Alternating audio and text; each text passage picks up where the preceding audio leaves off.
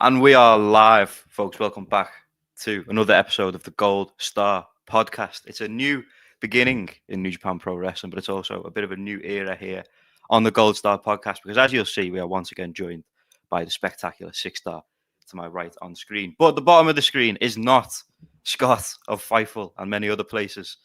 It is the returning, highly anticipated returning, formerly of Dumb Guy Live, Murph. Welcome back to Wrestle Purist. Welcome to the Gold Star podcast for today. Murph, we'll start with you. How are you doing? Thank you, Jamie. It's been a while since I was on a podcast. I said I retired, but must have had a salmon suit on because I feel like Mark Henry and I'm right back. No. Scott is one of the biggest hustlers I think in this wrestling sphere. But I guess he even needed to take a day off once in a while. So very, very, very happy that you chose to invite me here. First time doing a podcast with Six, but she was a very loyal DGL fan. So very excited to get this started. And I'm going to be frank with you. I'm here to talk New Japan. I will respectfully duck out of the show when it's time to talk Joshi. Because to be frank with you, I have nothing to add except for making fun of Marigold's houses. So it's That's for crazy. it's for the best that I'm not around. So we're gonna talk some New Japan, which is the bread and butter, and then I'm gonna let them just do their thing. So thank you for having me, Jamie. It's really weird that you're introducing. Usually you're the guy being introduced, but it I shows know how far it's been a you've little come. strange. So The shows big how far man's you've running his come. own brand now. No, it's pretty awesome because I remember when he started Dumb Guy Live, it was just gonna be me and Parker, and Monty suggested to us, "Hey, we have this guy Jamie. He does a lot of stuff on the site, and could you just have him?" And I didn't know who he was. Parker didn't know who he was, so we did the first one, and we had a blast. And the group just really worked, and this is really cool to see how far Jamie's come. He's taking the reins, but I'm just the old guy popping the house. I'm on my legend deal now, so Yeah. um, um, uh, it's like Raw 30 when all the legends and like you'll get the Yeah, we weird wheel ones all the old guys out. like I'm like Erwin R. Shyster who's just like like coming in. I'm like pop the screen. I'll see you again in 2 years. So we should do. thank We you for should do having one me. of those. We should wheel out I the Wrestle Purist legends one of these days. I'm gonna say it. I'm gonna say it. I'm gonna say it. Dumb Guy Live got to be the chillest group of white boys of all time. All Many time. many Number many one. many people have said that. Many people have said that. of Number all one in my of heart, all the and white people of also in all time, reality. we're pretty chill out of all of them. Um, Murph, No, we it's appreciate. name me a group of three white people chiller or even half as chill as Dumb Guy Live. You can't. You Can't do can't. it. Can't do it. Happy to have Murph here. We've shared the stage on many of Dumb Guy chats back in the day of the oh Dumb Guy god. Twitter Spaces. But like Murph said, we've never had the pleasure of sharing a podcast. So I'm always happy to not only have new guests to work with, but more than happy to be working with this returning legend of Wrestle Purists, Murph. So God, I'm before we thankful get those dumb guy chats went away. Like they didn't save because boy, those dumb guy chats these days not good. Yeah, don't let the woke left find the dumb guy chance, you guys. Oh, tell me It'd about be it. raps. It'd be raps. Like those Before Xbox before we move parties. on, before we move on Can't to be official sharing them. programming, I will say I have a message from Oh, one Scott E Wrestling. While I may be missing my first Gold Star podcast, don't listen to any fake woke left media reason by Jamie.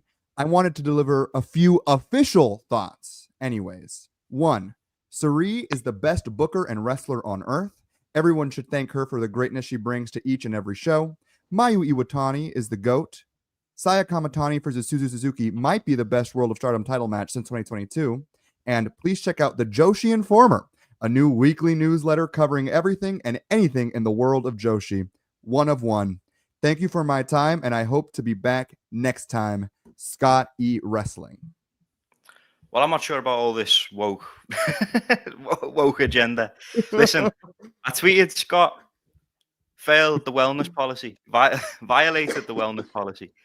We were gearing up for a big episode here, going to talk some New Japan, and Scott, he's always working. He's working here, there, and everywhere. The Joshi Informer, which I implore you guys to go and subscribe to. And we saw the rate of bookings we were taking. And we thought we got to drug test this guy. This is he's working at a rate that's not normal for any normal human being. So we drug tested him, and it came back exactly like we expected. We had to suspend him for 90 days. So you won't be seeing. All I'm saying is, do you guys remember when I was missing and the kind of slander and lies Jamie was spilling on my name? The reality of it is Jamie can't handle the heat. Well, Scotty Wrestling brings the reality is that I don't miss shows. So I never fail the wellness policy. We had a 2-year run of Dumb Guy Live, and Jamie missed, I believe, 2 shows. Yeah. I appeared once in a bathroom in Spain, I believe, or Malta, maybe. No, the run when I would come in just for the Beast of the Week, that was an interesting time. That was incredible. Hey, yeah, y'all can hate on my academic grind all you want. Y'all can hate on my academic grind all you want.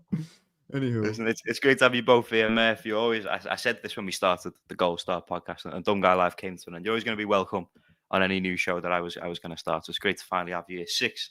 It's good to have you, of course, as always. But it's about time we get into a little bit of New Japan Pro Wrestling. And this is quite the card we've got. New beginning in Osaka, February 11th, which is this Tuesday, I want to say. And it's quite the card. We have the big one, main event. We're going to start right at the top of the card. And this one everyone is very excited for.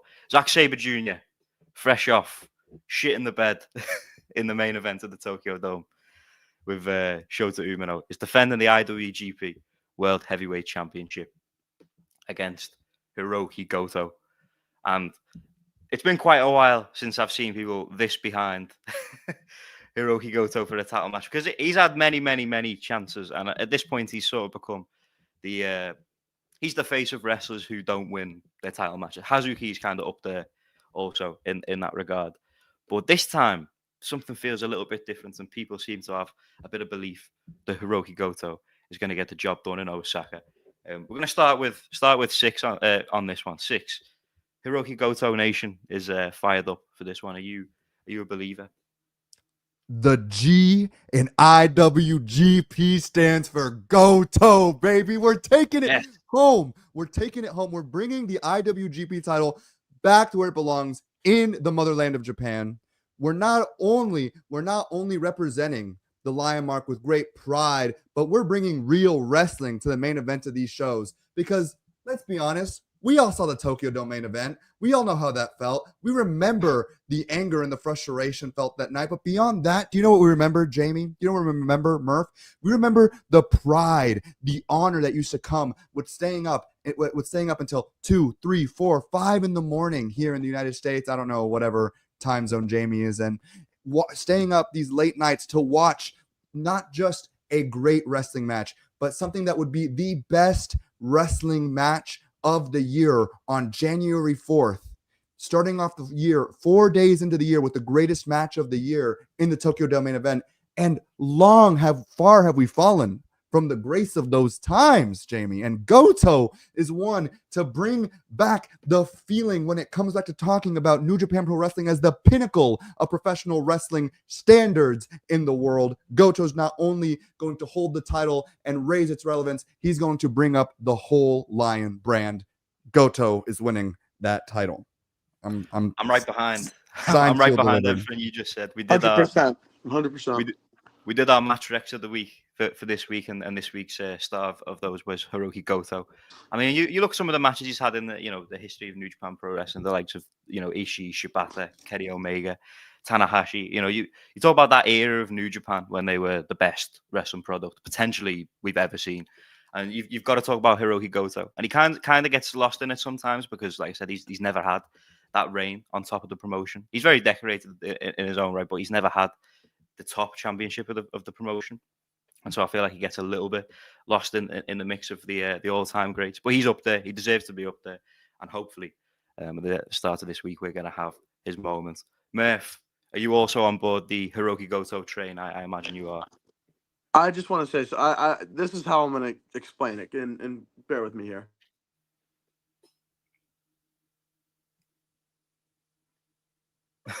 we're bearing with Murphy, we are bearing with you right now. Wait, I'm so sorry. Let me wait 1 second. Sorry. Can you hear me now? We can hear you, Yes. Murph. Okay, perfect. Since the IWGP World Heavyweight Championship has been put into place, there have been 7 champions. Yes. Zack Sabre Jr. is a level below all the rest of the champions, and that's as someone who likes Zack Sabre Jr. I thought Zack Sabre Jr.'s NJPW TV title reign was one of the best things that I think they've ever done. Because here's the thing with me on Zack. I think Zack, like that 15-minute time limit was perfect, because I think when Zack goes really deep into matches, like 25, 30 minutes, it just starts to become really repetitive to me, because I'm not a big grapple fuck guy. Like, it's just not really my thing. Like, like I I know a lot of people love it. It's just not really my thing. But for example, when he's in 15 minutes, the urgency kind of makes it better for me. And obviously, he's wrestled Bryan Danielson in long matches, but he's fucking Bryan Danielson. Like, that's ridiculous. But I just don't see Sabre on that level that Ospreay, Shingo, Okada, Tanahashi, like all these guys that have won the title in the past. Like, I just don't. Even when you look at Gaijin, like when you look at, like, I know people may disagree. I think Jay White's better personally. I'm a Jay White guy, but I know that's a unpopular opinion. Well, unpopular opinion. Well, it's an unpopular opinion in this circle, but I feel like it's semi popular. But I think Jay's better. I mean, obviously Mox last year kind of sucked, but like Mox, when he's Mox, like AEW champion the first time Mox, he's better than Zack. Like, he's not as good as Kenny. He's not Ospreay. I just don't think Zack is that level. It's nice you got a reign, because he's a guy who's, and Parker always talked about this, and I always love to say it. He's a guy that kept going to Japan during the pandemic.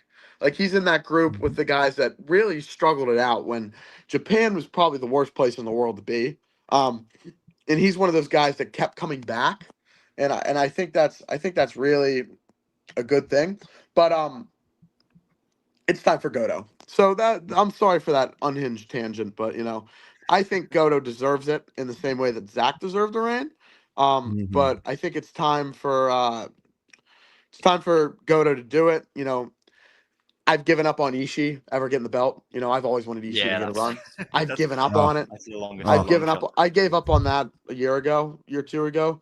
But Goto deserves it, and I think it'd be the moment of the year. I don't think anything can top that. It certainly would. It would be. It would be one of my favorite moments in wrestling history if they land this correctly. I think I'm in agreement with you on Zack, and it's a little unfortunate because I was one of them. One of the fans who was for a long time, kind of alongside Parker pushing Zack had stuck around with New Japan. He deserved this moment, and I think it was right that New Japan did give him, his time with the IWGP title. But with you seeing with the reign, and obviously you mentioned the Bryan match, and obviously that they went a bit longer with that. But I think that's a match that sort of made in heaven in terms of the styles of those two wrestlers. Whereas I think when you pair Zack up with a few of the, especially the up and coming guys that New Japan are kind of putting their faith in, I'm not sure whether he's the perfect guy to have in these main event spots. We'll see how how it works with Hiroki Goto. Who's obviously been doing it for a lot longer than say a Shota Umino or a Yota Tsuji. But I do certainly think that it's the right time for Hiroki Goto to do it. 100%. Whether he will, I'm not entirely sure. It's one of them where I've been burned so many times with wrestlers like Hiroki Goto that I don't want to come in and say that it's going to happen. But I'm feeling good. It's like you said, Jamie. We've been hurt before. Especially we've been burned by the Lion brand in recent years. And to respond to some of the stuff that's been said is I've been a big fan of Zack Sabre Jr. for many years, and I've been wanting him to win this world title. I just think it's an unfortunate position for him to be in right now. And I'm not going to sit here and take any of the blame away from Zack. I think one of the biggest issues with Zack's title reign, and we've discussed already on this podcast, is he doesn't know how to build and lead a match for people who are less experienced than him that will actually highlight their skills and abilities. And the issue is he wants to build these 40-minute long technical working a limb kind of matches that just doesn't really work in the main event of a New Japan show the way that I think he would want to. If there were a better roster right now, and New Japan's roster is looking quite good, but if there were a roster a few years ago, sure, a Zack Sabre Jr. title reign would probably be something that's would be regarded much higher. But the issue right now is New Japan is, over the past few years, really been in this reconstruction phase that I just don't think that Zack Sabre Jr. as a match leader has the capacity to do right now. And I think Goto not only has that in strides, has that effect on the audience. Like was been said, the moment of him winning this title can be one of the defining moments, not just for New Japan, but for pro wrestling of this decade if they do it right. And that will, I think that can very much lead New Japan to the beginning of this. Like they've been trying to get this new era thing going on. I think this will really solidify themselves back into a place of being a strong wrestling promotion, being led by the right person who will be able to hand off the title to someone who's going to be the next big guy in a really big and meaningful way that I just don't think Zach has the capacity to do in the same way as Goto. I think that's a great point. I don't think you could have said it any better, Six. Like you said my thoughts exactly. I was having a conversation with someone about this. There's that everyone knows the New Japan main event formula. It's something that's been tried and true for ever since this new era of Gato booking. Like ever since Gato took over the book, it's been the New Japan main event formula. But what I think is Zack Sabre Jr. is versatile enough. Like he has that style where I don't know why he does the formula. I think he could have some really cool heavyweight championship matches. But the problem is, for example, at the Dome, he tried to work a formula match with Umino, and it wasn't going to work. And so I agree that it needs to happen. But I think if you put a gun to my head, I think Zack Sabre Jr. wins this match. It's less about that happening and more what they do with it. If Zach wins and he keeps the reign till the Dome, and then it's the worst decision ever, there's only one scenario where I'd be okay with Zach winning this match, and it's New Japan, so we have to wait 2 years for anything to happen with this guy. But if you do Zach and Oiwa at Dominion, and you have Oiwa have the win, that would be worth it to me. They're not going to do it because it's New Japan, and we have to wait at least a year and a half for Oiwa to even, win the never. But it's if they really wanted to do something other than Goto winning, that would be awesome. I think you do a TMDK main event with Zach and Oiwa, and I think that would be really cool. But again, New Japan. But I agree with everything you said, Six Star. I'll be all for a Rio Heiwa title win. I think Six. I love the point you make as well about the handoff between the next generation. I think Goto is the perfect guy to have. And I think if you're looking at two wrestlers who could be the wrestlers to take that belt off of Hiroki Goto, I don't think you've got to look too much further than the semi-main event on this card, which is the first defense for Yota Tsuji, the IWGP Global Heavyweight Championship. He's defending against Gabe Kidd, who I would say is now probably overtaken Zack Sabre Jr. as the most popular guy in New Japan Pro Wrestling. Certainly with those Japanese crowds, he's got that line mark. Hey! Did you hear the reactions in the Dome that night, man? Who got a lot of pop? Who got a lot of pop? Listen, don't let me say too much. Don't let me say Gabe too much. Kidd is a different animal in 2025. Mr. New Japan, perhaps, but he's in there with Yota Tsuji, who himself is I think a future IWGP World Heavyweight Champion. This could be a future Tokyo Dome main event, in my opinion, and they've referenced that a few times now in the build-up to this one. But I think it's a very interesting one to run so soon after two huge moments for both of them at the Tokyo Dome. I think both guys come in with a ton of momentum. It's going to be very interesting to see where they go with it. I assume Tsuji is going to win this one because, like you said, it's his first defense. But, both these guys are going to be in contention when it comes around to New Japan Cup season, when it comes around to G1 season. I think people are going to be looking at these two as potential guys to go for that IWGP World Heavyweight title. So whoever comes out on top of this one, I think it's going to be very interesting to follow. Murph, how are you feeling about this Yota Tsuji, Gabe Kidd? I'm doing the switch. And it's hard because I really like Tsuji, and I legitimately think if Tsuji faced any other person on this roster, I would say Suji should win here. But there's a momentum around Gabe Kidd right now that you can you can see it. Like the guy, I don't want to say he's a made man, but you going 35 minutes, I believe, with Kenny Omega in the Tokyo Dome. I mean, that's and having a match where Tanahashi's crying afterwards. Like, I don't know how you don't ride that wave. And you say it's a short reign for you would say it's a short reign for Suji. I one thing that I think wrestling needs to, and I've always said this, a short reign, like for something to be a good reign that is worth our time, it doesn't need to be 3 months, 3, 5, 6 months. You can have a 34-day reign. I'm looking at how many days he's had the belt so far. You can have a 34-day reign and, say, hey, it would be in our best interest for this to be a title change. And that's not an indictment on Suji. That's just the position we're in. So I'm putting the belt on the War Dog here. I think that's the move here. And I think that again, I'm not trying to become the Zack Sabre Jr. hate club because I think that doesn't help anything. But Gabe Kidd's the guy, the foreigner. He's the guy. He's your Kenny. He's your Osprey. He's your AJ. He's your Jay. I'll say Carl Anderson too because he pops me. But he's your guy. So I would. I'm not saying to anoint him because that would be the big belt, obviously. But you show that Osprey. I mean, it's not Osprey. Gabe Kidd is that guy. So I'm going with Gabe here. Yeah, I think he definitely has it in a sense of what New Japan look for in a top guy a little bit more than Sabre, which is a shame because Sabre's deserved this moment. But Gabe Kidd is kind of undeniable at this point. 6, and he was a dumb guy live favorite. That's the big thing. So the fact that we were when big on Gabe him Kidd for a was while. Big Gene Blast.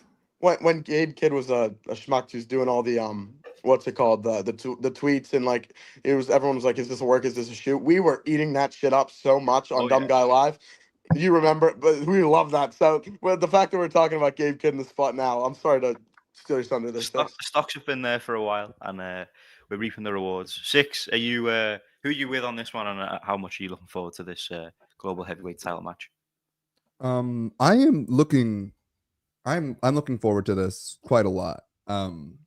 I think this is, and in terms of we were talking about, this can be a future Tokyo Dome event. This is a next generation match, but also simultaneously now situating it as the current generation, which is, I think, a big thing that I was saying when I was talking about the whole Goto title win. A big thing for New Japan this year, I think, is going to be no longer trying to push this next generation and solidifying them now as the current generation, especially with this being Tanahashi's last full year, and this being such a high in the card position match to me is something that's really important. So as in terms of a temperature check for the promotion, to me this match is huge.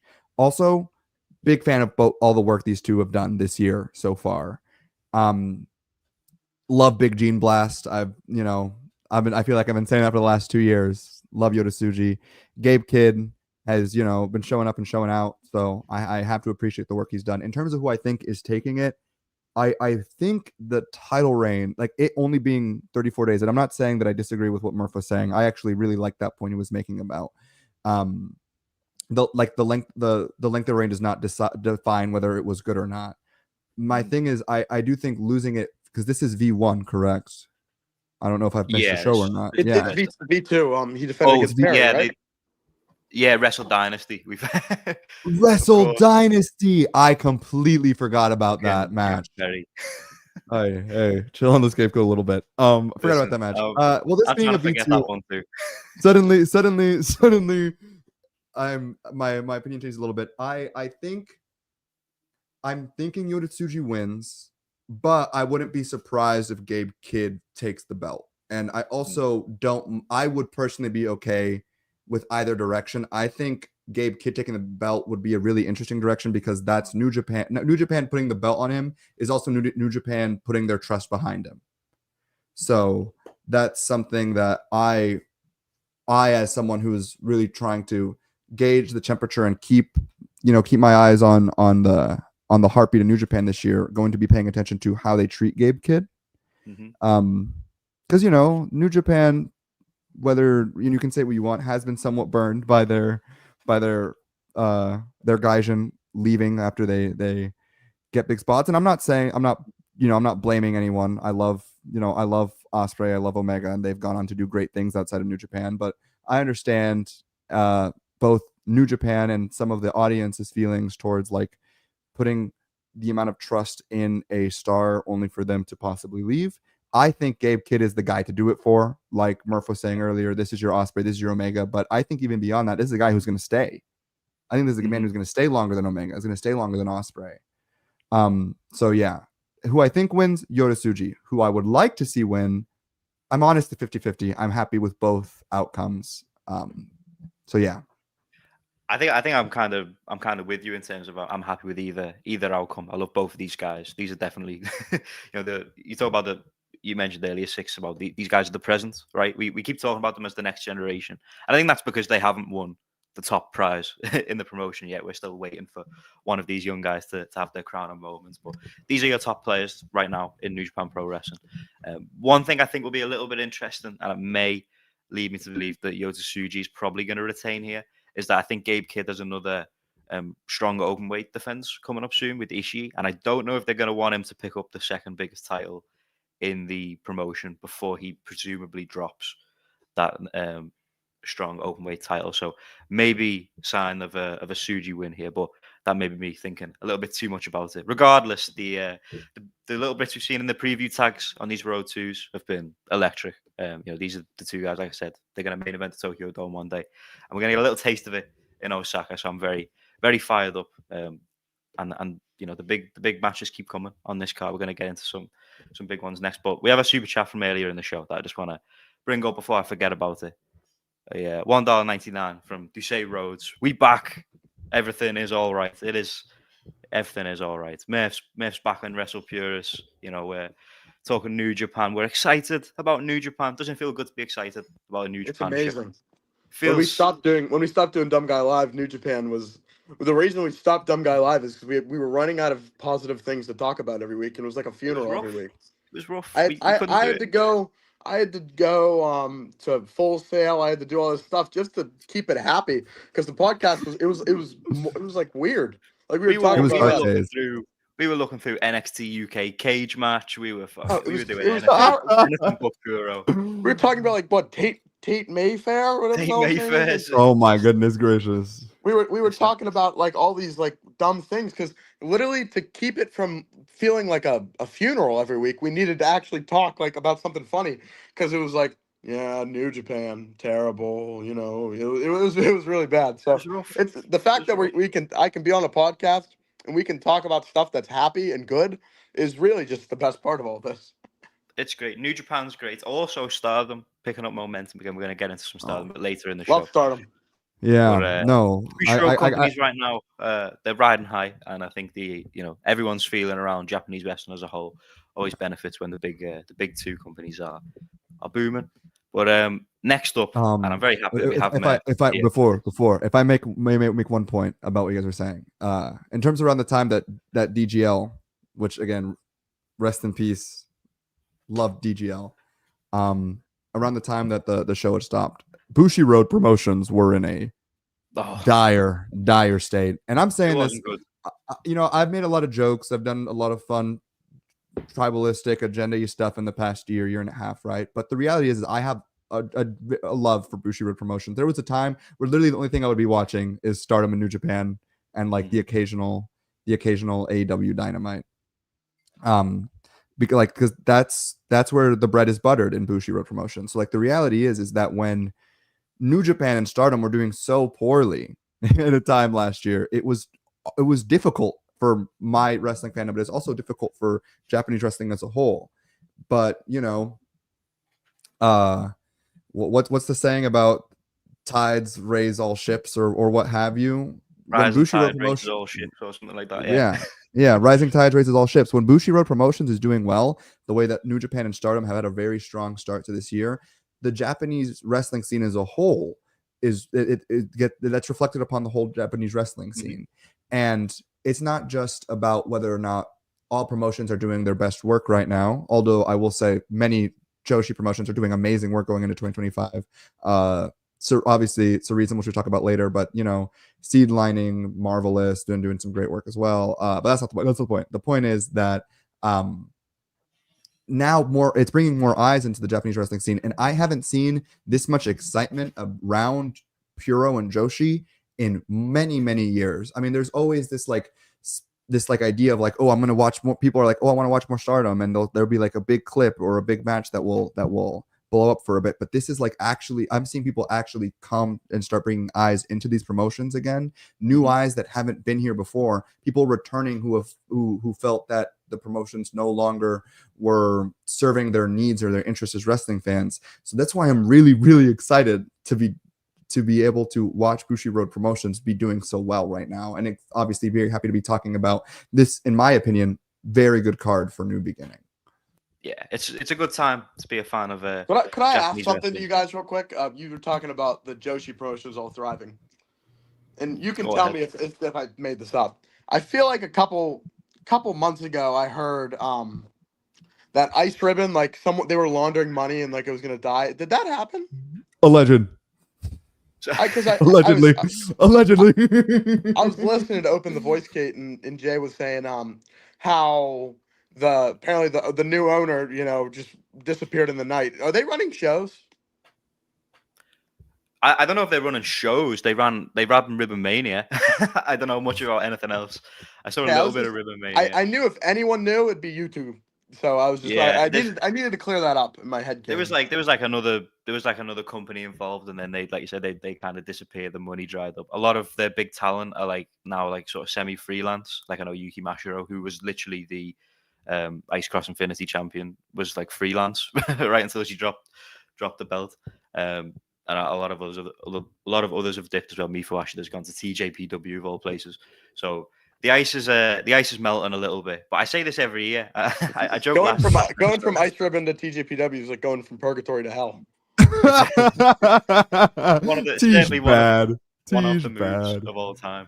But I joked storytelling promotion, Jamie. It's a storytelling promotion. Ice Ribbon is doing shows. I will say they are running shows. They had a show last weekend. Respect. Listen, I don't want Ice Ribbon to. I joked about it last week or last episode that every year me and Lewis make some predictions about wrestling, and every year I predict that Ice Ribbon are going to fold because every year we seem to get a bit closer to it. I don't want that to happen. Ice Ribbon produce some of the best talent on the Joshi scene. Ice Ribbon and TNA should run Hard to Kill together. Ice Ribbon and TNA Hard to Kill. That would be one hell of a crossover. Two promotions who just refuse to die, but you've got to respect it for it. But I'm very happy that you're here, Murph, for this next one because the Young Bucks are back in Japan. Oh, yeah. The goats. They are. The goats. They are not only are they back in Japan, but they are our new IWGP Tag Team Champions, and they are defending those titles this Tuesday against Los Ingobernables de Japons, Tetsuya Naito and Hiromu Takahashi. Mm-hmm. And a bit of an all-star tag. This is a big one. We waited a while for this. Naito and Hiromu team. We just had the singles match at the Dome, which I don't think I think they waited a little bit too long to finally give it to us. But now we're getting the tag run, and this one should be it'd be interesting to see how this looks. Like we say, Naito is not exactly in his best moment, and no, but the Bucks in Japan certainly feel special, and they're still the best tag team best in the world of all time. Perhaps many saying of all time. Murph, start with you. How are you feeling about this one? First defense for the Bucks. First off, what we have to say is there a more anti-Murph agenda thing to happen than the Young Bucks losing the IWGP titles to 2025 Naito? I don't think you could write it up better. Maybe CM Punk would have to be the guest referee, and you'd have to put some guys on commentary. But I don't think I could handle that if that lose. And frankly, the Young Bucks, I need them to win because there's one match I've been wanting for a very long time. And so I believe that the two best junior heavyweight tag team, foreigner tag teams in New Japan, like recent history, is the Young Bucks and Catch 22. If I had the book, I have the Bucks go over here, and then you have Catch 22 come out, and you're like, hey, we're stepping up for this match because it's the best foreigner junior tag team from the 2010s and the best team from the 2020s. But because I really, and I don't think people in the Western like audience talk about how good Catch 22 is, and 2-2 is enough. Sorry, always call it Catch 22. It's Catch 2-2. But I don't think people talk about how good that tag team is, and I think the Young Bucks and Catch 2-2 would just tear the house down. Like, so I what I would do is I think the Bucks should go over here. I don't think the Bucks will. I think you're gonna have probably Naito beat Nick or something like that.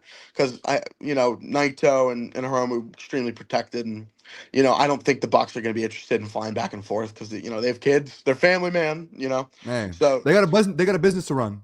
they're EVPs, but but no, but so if I fantasy booking aside, I'm not gonna. One thing that wrestling fans always do is they fantasy book something in their head, and then they're mad when it doesn't happen. And I've really tried to not do that anymore because it's the most pointless activity there is. So I think the Young Bucks lose here, but I'd really like the Young Bucks to win, and I'm really excited for some extended Nick Jackson Hiromu sequences because I think those are two guys that really, while being in the same company for a good bit, their paths didn't really cross as much as they should have. So I really am excited for this match, and the Young Bucks are so damn good. I mean, this is gonna sound harsh on Naito, but the Young Bucks had a 5-star match with a 62-year-old, 65-year-old a couple weeks ago. I think Naito may have worse mobility, to be honest with you, and I don't think that's even like a crazy stretch that 65-year-old Sting can move better than Naito. But if anyone can have a great match with old Naito and his knees, it's the Young Bucks. So I think it's gonna be really good. I think Lij is gonna win, but I hope the Young Bucks do. Listen, I'm not sure if old Naito's knees can can get a bit of elevation on some of those stinger splashes.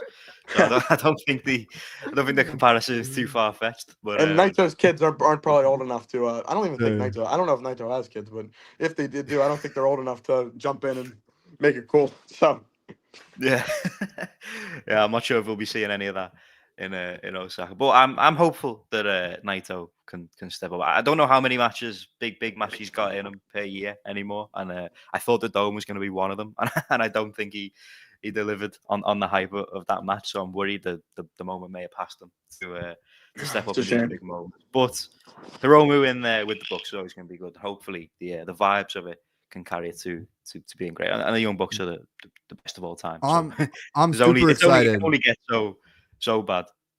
I'm super excited for Hiromu Takahashi versus the Young Bucks. You guys have no idea. It's going to be a great match. It's going to be an amazing match. And listen, I am not. One thing I'm not going to do is I'm not going to disparage Tetsuya Naito. But what I will say is, as has been alluded to by my wonderful co-hosts here today, is that his wrestling ability has fallen off over the years, and it's always worrying to me going into a big match, thinking about whether or not Naito will be able to deliver or not. In a tag setting, however, I think they'll be able to work around his limitations, which again is why I say I'm very excited for Takahashi versus the Young Bucks. It's going to be great. I'm going to mirror Murph's sentiment. I hope the Young Bucks win. I would love the Young Bucks to win. They just took back the Being the Elite YouTube channel and changed the profile picture to them holding the tag belts, the IWGP tag titles. So I would love for them to win because that's the greatest tag team of all time, second to none. It's them, big space, the rest of your list. That's just the reality of the situation, I'm sorry to say, at the very least in the context of men's tag team wrestling. But yeah, I imagine that Lij is probably going to win. We're probably going to get a nice Los Ingobernables de Japón hit in Osaka, which is going to pop the crowd. I imagine the Young Bucks, like we said earlier, don't want to be traveling back and forth for matches when they got their own things to do in the United States, and also like it's New Japan. They love Naito. The crowd. Listen, people can complain about Naito's in-ring all they want, and I will say, like I said, he's not up to par. You can't deny that he's getting huge reactions, and that New Japan wants that. I mean, there's a reason Tetsuya Naito was IWGP World Heavyweight Champion last year, despite the fact that he barely has a quarter of a working knee. It's because he's going to move tickets. He's going to sell out crowd. He's going to sell large quantities of tickets to crowds, and so that's what New Japan wants. as much as I would love the Young Bucks to retain, I think LIJ is taking it there. Six, thank you Yeah, for I'm- that last tangent, because now when people shit on Jey Uso, I'm gonna start saying the same thing. So thank you, Six. hey, I respect Yeet Man Uso. I don't watch the World Wrestling Federation, but I like Jey Uso. So I famously am not the biggest WWE guy, but I love the yeet. You know, I yeet myself a lot. I love the yeet. You go, Jamie. it always pops me when with Murph and the certain wrestlers he likes in WWE, because the guys that pop him in WWE are always like the prototype, like WWE guys, you know, like the No, LA Knights, the Jey Usos of the world. Yeah, People because who- you see, I watch AEW and I watch Japan and I watch all the stuff to watch wrestling. But WWE I watch for the bits. You know, why would I I? respect Why would, I watch WWE for the bits. I loved. We were talking about Rick Boogs saying in the chat. I always loved when he goes, "My name's Rick Boogs," like, you know. So, but no. So I watch WWE for the bits. I watch everything else for wrestling. So, yeet. I do not, like I said, I do not watch the World Wrestling Federation. I maybe watch a I handful. don't get me wrong. I do not tune into Netflix. You know, I watch. Yeah. I watch like WrestleMania, like half of WrestleMania and half scrolling on my phone.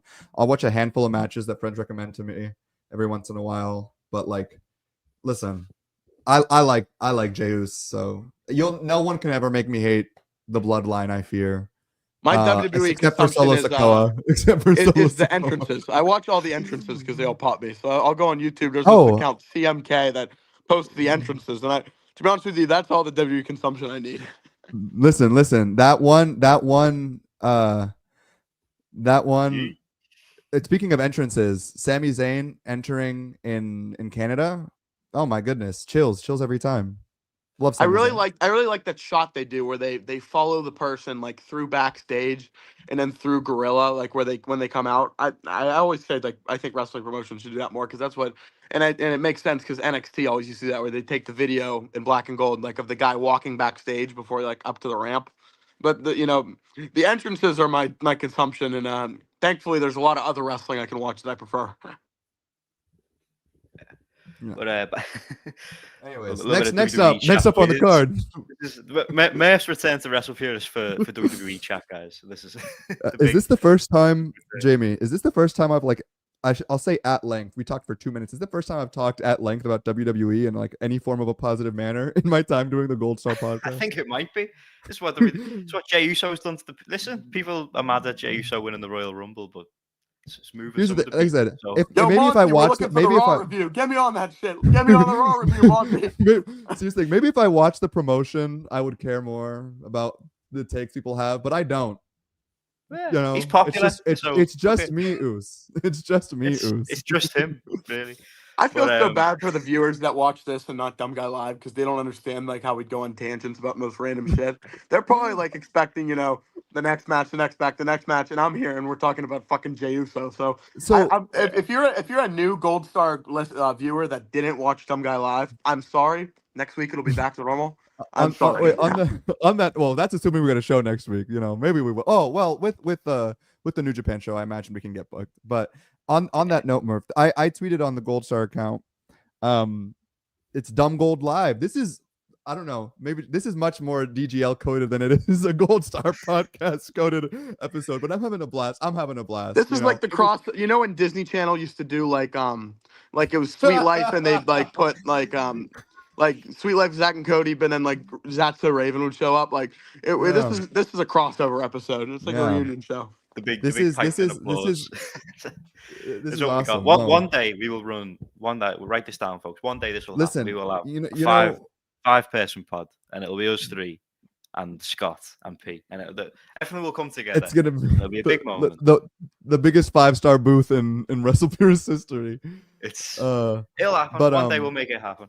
But on what was being said just a moment ago, people talk about like the childhood dream WrestleMania. My childhood dream was to be on Dumb Guy Live, So now and this is what it feels like, I feel honored to be in the presence of the space. It's like remember when the Saudis asked for Yokozuna and they wheeled out some. Hiroki Sumi. Yeah, they wheeled out Hiroki. We can't quite give you Yokozuna anymore, 6, but we can give you That, Hiroki. if you look at the entry list for that 50-man match, Dan Mesa was in that match. There was some real. Dan Some real Mesa deep was cuts. this bald guy. Oh, and there was, that's a dumb guy live segment right there, going through the greatest Royal Rumble. Well, we'll We'll get to save that that at for the some point. reunion. But I'm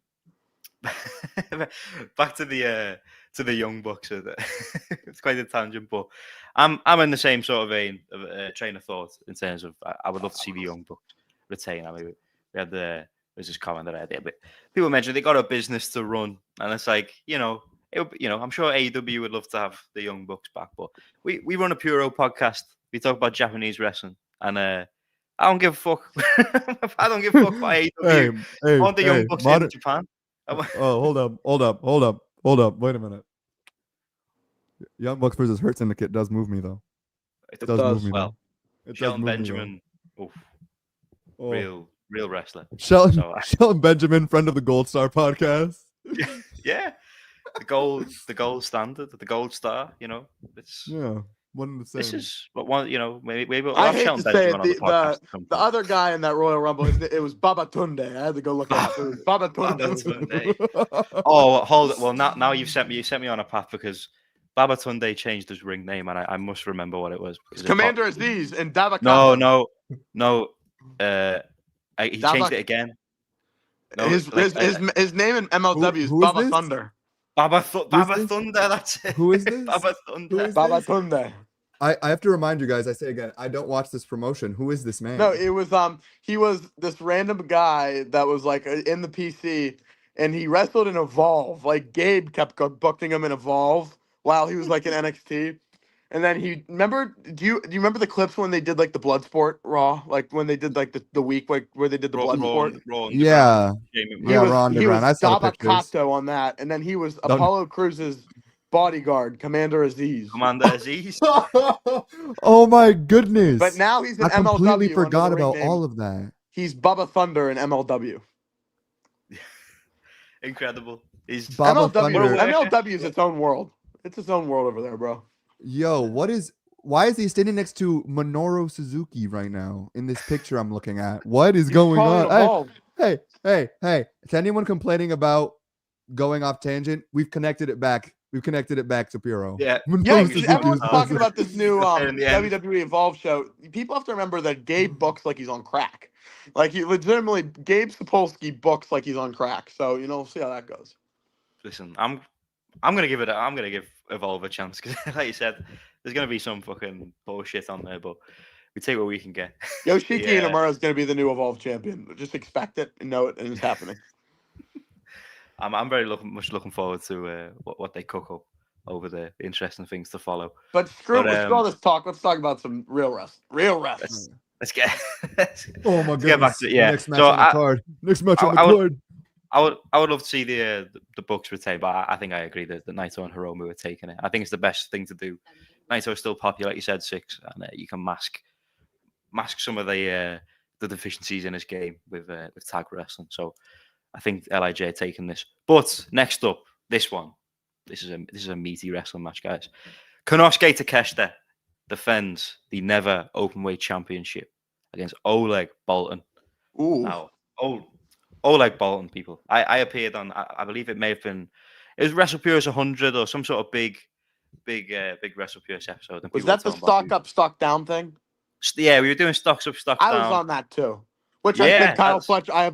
Which I said I bought Kyle Fletcher's stock, and everyone laughed at me. So remember that. Listen, I bought Evil stocks, and everyone nearly left. But listen, Evil, he's in there. He's taking Germans from Mayu Iwatani. So who am I to knock Evil? He's I don't know what he's up to at the moment. He's gone. He's off the grid. But I'm hopeful of a big potential babyface turn for Evil. I'm feeling that's just what I'm cooking up.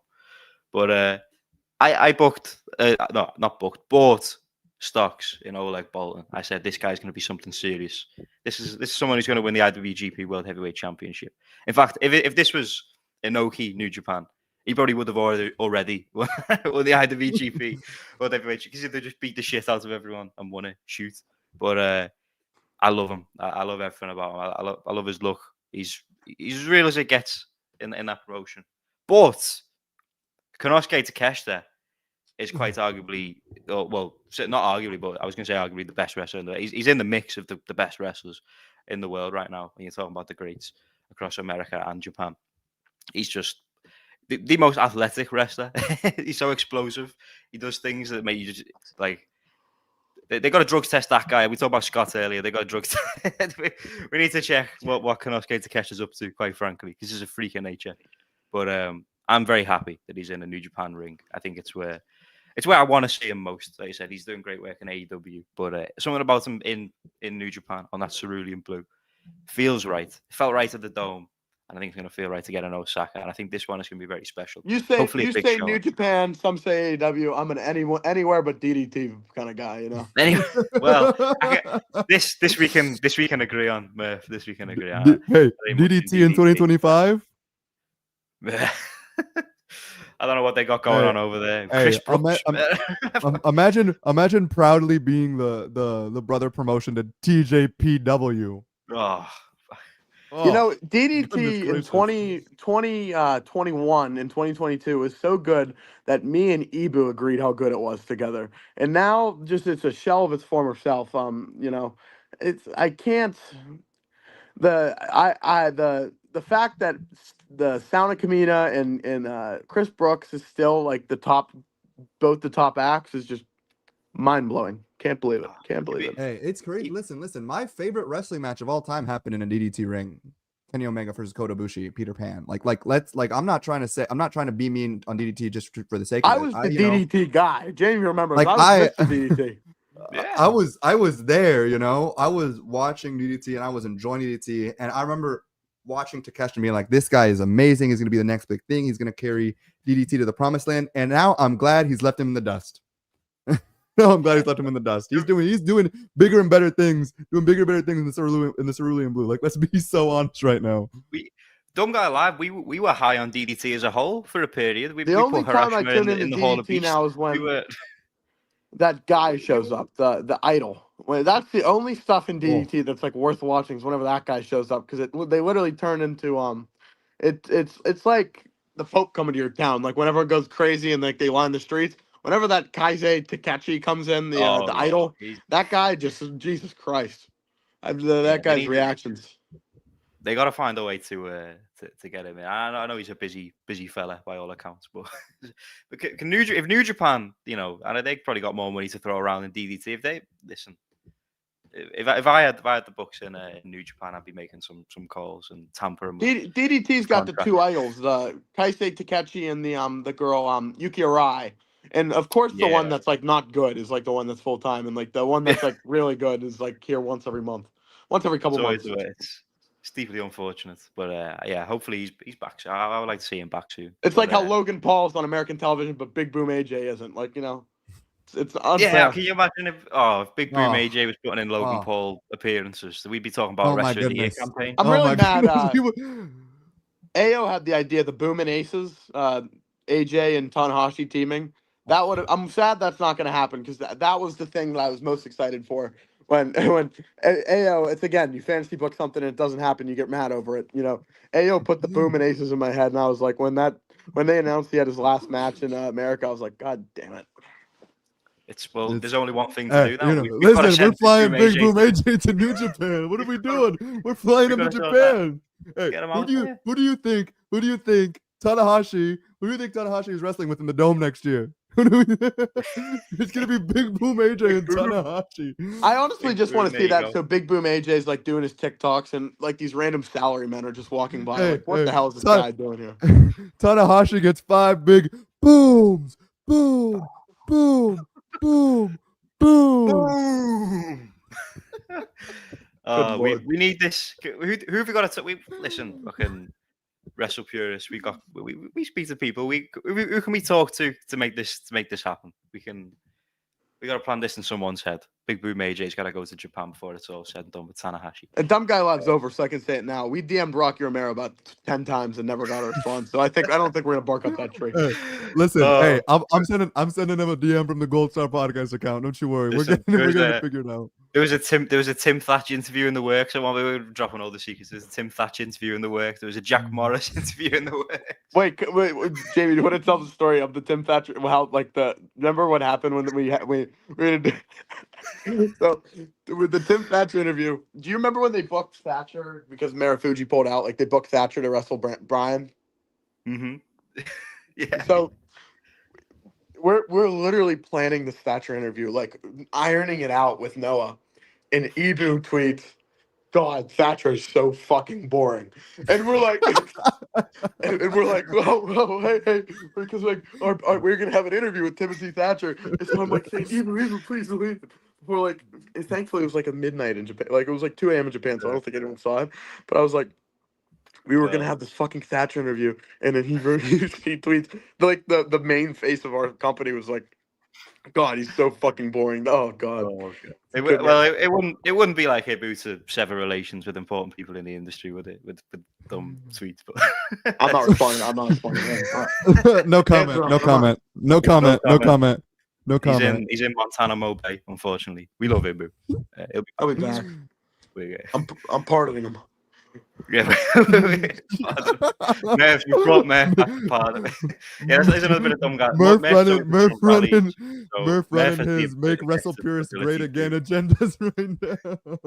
His Murph presidential pardon. As Wrestle Purist is, Trump representative. Oh yeah, the ability to do that. I'm the U.S. ambassador to Wrestle Purist.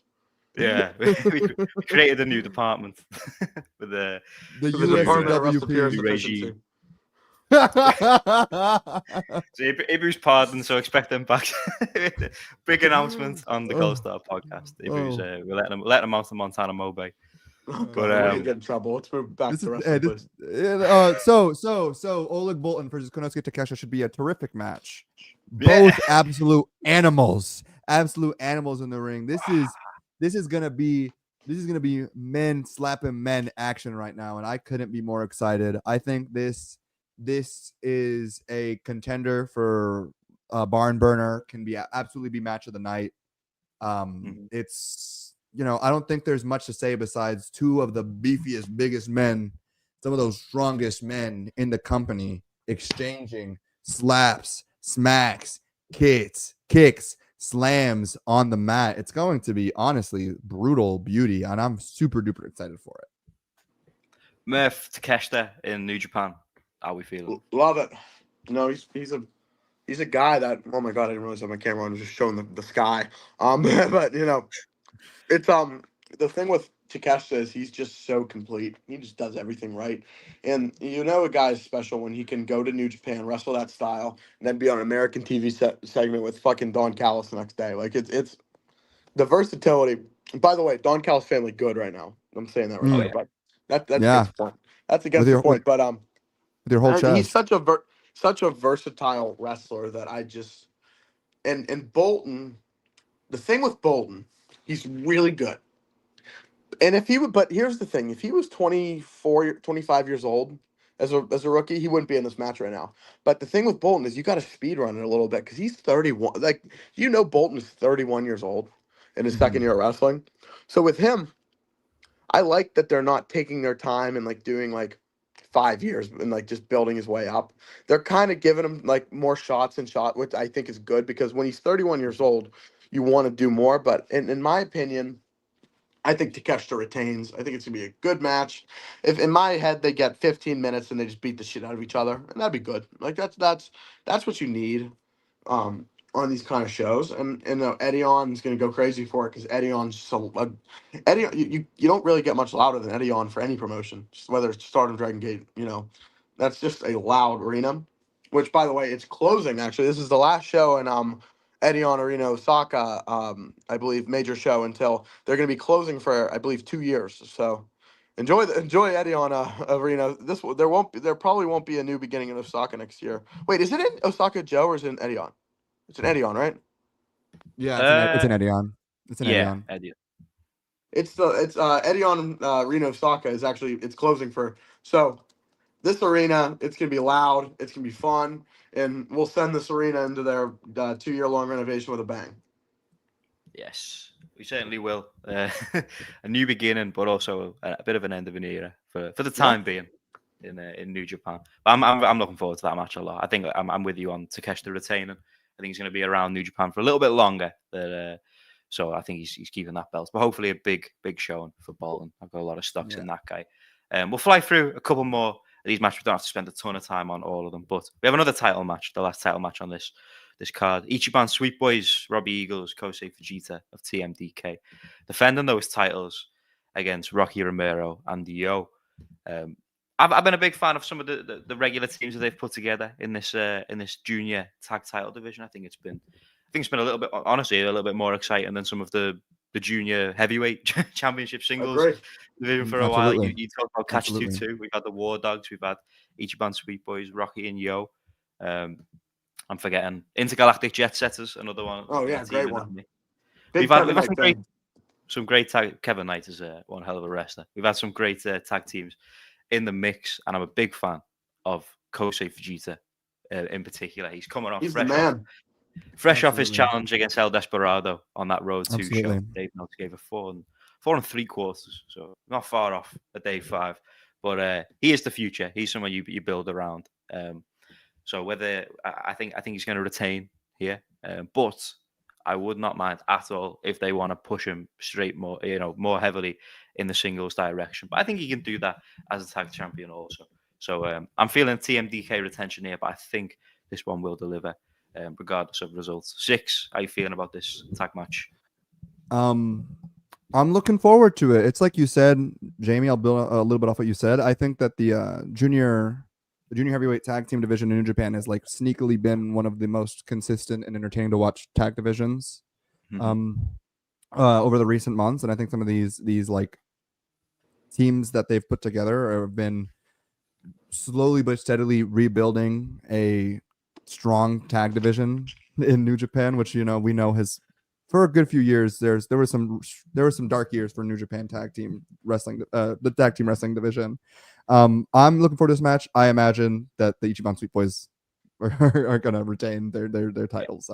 I'm not imagining that Roppongi Revice is going to be taking that off them. Yeah, Rocky's here, there, and everywhere. So I don't know how much he's sticking around. When was he have time to come over? Jeez.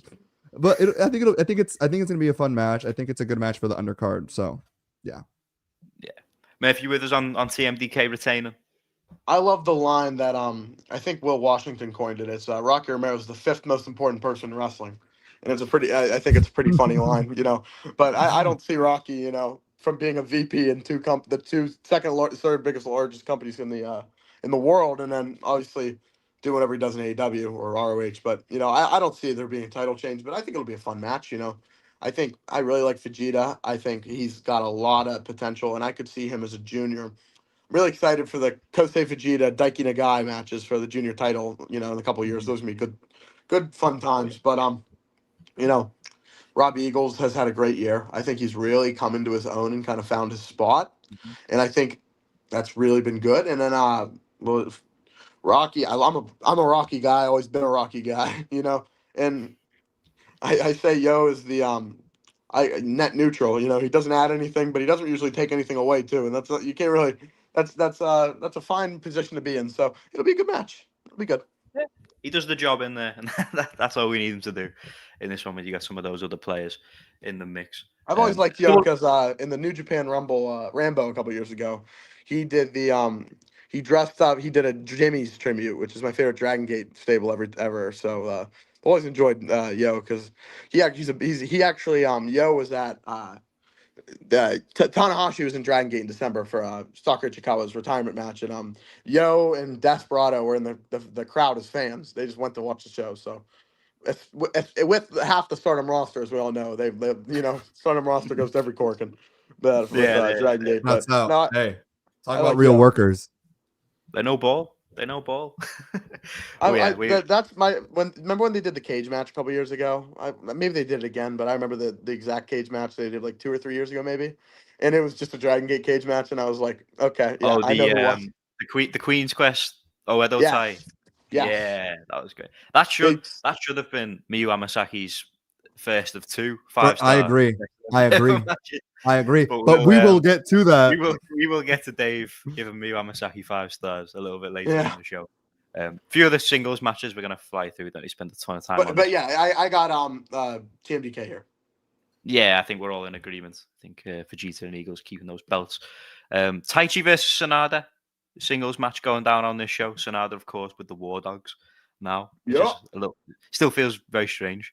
I hate it. We were, Murph, I know me and you, we and obviously Park was with us on this, but we were big on Sonada's IWGP. When he got that push to the Just 5 guys, he had the new look. We were in, and how do we end up in this position? I like to say it's one of the happiest times of my life, you know. But I hate this. I actually hate what they're doing with Sonata. I think, you know, I really liked his look. I liked how he wrestled. I liked his Ace character, and then he's back to being the Cold Skeleton again, which there's a lot good in New Japan. This is one thing where I'm just like, I'm good. Yeah, it's a shame as well because I know people weren't the highest on his run, but also I think the Tokyo Dome main event he had with Naito I thought was pretty solid, especially considering Naito's in-ring ability at this. I know it's deteriorated since then, but it'll age. This reign will age very well. It's gonna when people look back. I think the Sonata reign's gonna age well. Yeah, it had its moments, and I think there were times where the booking didn't help him. With that said, I hope Taichi beats the fuck out of him today. I think Taichi. Yeah, Taichi gets this one down. Taichi's. I think he's gonna kick the shit out of him. To be honest, I don't think Sonada stands a chance unless there's some sort of War Dog shenanigans. I think Taichi. When's Jake coming back? This is a good question. It's a great question. It's a great question. Yeah, I think it's now that you bring him up. I was saving this until we got to this match in particular. We had a super chat. There's another one I'll get to when we get to Stardom. But Nashut, is it Nashut? I want to say. Forgive me if I'm saying your name incorrectly. Nashut 23 with $9.99. Thank you very much for the super chat. We appreciate it. Thoughts on Bullet Club War Dogs? Feels like Clark, Jake Lee, and Sonada are being left out. Certainly does feel like Gabe and Finley are the kind of centerpieces of the War Dogs. Driller's getting a bit of singles attention now in a heavyweight capacity. Jake Lee's being left out because he's injured. I assume, unless they've just he broke his foot, correct? I think so. Yeah, broke. He's been out since September, so I mean, he has to be coming back soon. Yeah, maybe he's excommunicado. They've got off the Jake Lee train. Maybe I don't know. I would do Jake. I would put Jake in Sonata as a tag team. I'd put them in the tag division. All right, here's a prediction then. Since we were talking about Taichi winning this match, no, Sonata's going to win this match because Jake Lee's coming back. Jake Lee's going to come back. Yeah. Yeah. He's going to get involved, and then that's what we do. That actually makes a lot of sense. Yeah, Clark I like more in the tag with Driller. I mean, we're going to see Driller in a heavyweight capacity on the show. We're going to get to that next, actually. But I like the Bullet Club War Dogs junior tag team. So I'm not sure what future will hold for Clark, whether he's going to stay in the junior division himself or what's going to happen. But I like Clark and Sonada. I don't know about him. I'm losing hope with Sonada. But some of the other guys, Gabe Kidd, David Finley, very high on those. So Bullet Club War Dogs, I think, they're doing quite well for themselves. I think the best thing is you just put Sonata and Jake as a tag team. That just feels like the easiest thing to do. Yeah, that's probably the best thing to do for both right now. I don't think people are looking for a Jake Lee singles run in New Japan in this day and age either. So probably the best thing. Sonata and Jake versus LIJ. That's an easy match to make. There you go. We booked it. So it'll be a great 3.5-star match, but it's going to be 3.5 at best. But it makes sense. Yeah, the crowd will be up for it because Naito's in there. There's going to be a bit of LIJ law. And then whatever else Jake Lee does. So they should do it in one of the towns in Japan. You can always see the towns like that hate foreigners because so Jake just gets the biggest heat. Like imagine like the Naito and Tanahashi versus like Jake. Like do it in one of those backwoods towns because that's a crowd. Right there. Give me that heat. Give me that crowd. Have him come out, heal it up, have him cut Korean flag. Like, wait, this is what you got to do. And then have Shingo make the save. Oh, this is crazy. This is crazy. Is he'd run out. It'd be a shoot. He'd run out trying to stop, put a stop to it. But jumping at my TV screen. No. Yeah. Speaking of Shingo Takagi, he's on the card. We'll get to it. We're skipping a match, but it's a good transition. Shingo Takagi's facing Drilla Maloney.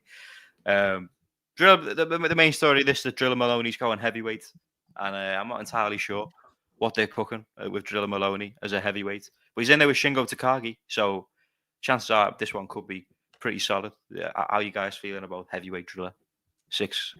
I think this would be a good 8-minute match. Oh, sorry. I was literally gonna say this would be like a nice little 6 to 9 minute match. Something what's good the, on the what's the undercard. plan? Listen, What's the plan? What are we doing? We're starting off strong. We're starting off strong. We're gonna hit We're gonna hit like a double clothesline to the chest. I think really sell Drilla as part of the heavyweight division by letting him hang with Takagi's big lariat. We're gonna hit some lariats. We're gonna do the smack. We're gonna do smack, and then like a brush off, and then like just keep doing it over and over. And then at minute 8, we're gonna hit a pile drive. 1, 2, 3. It's over. But what's it? Something nice. I think this will be. I'm not gonna sit here and act like this is gonna be the greatest match of all time. But I love Shingo Takagi. I can be sold on Drilla as a heavyweight, I guess. I think this would be a nice little 3-star affair. So maybe 2.75 star affair. War Dogs are in good form across the board. So if they can add a reliable heavyweight in Drilla, if he can put it together, that would be. This feels like a really, really simple 8-minute match, and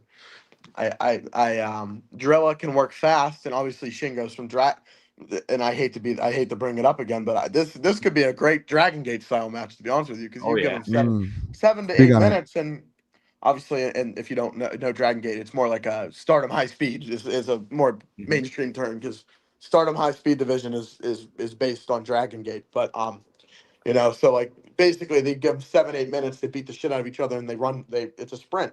So I think this could be really good. They could be not good because they could be like a Drilla trying to prove himself thing, and like it just gets kind of like formulaic. But these are two guys I really like, and it should be a pretty good match. Yeah, they keep it tight. I think they can put something good together. Got to be tight. It's got to keep.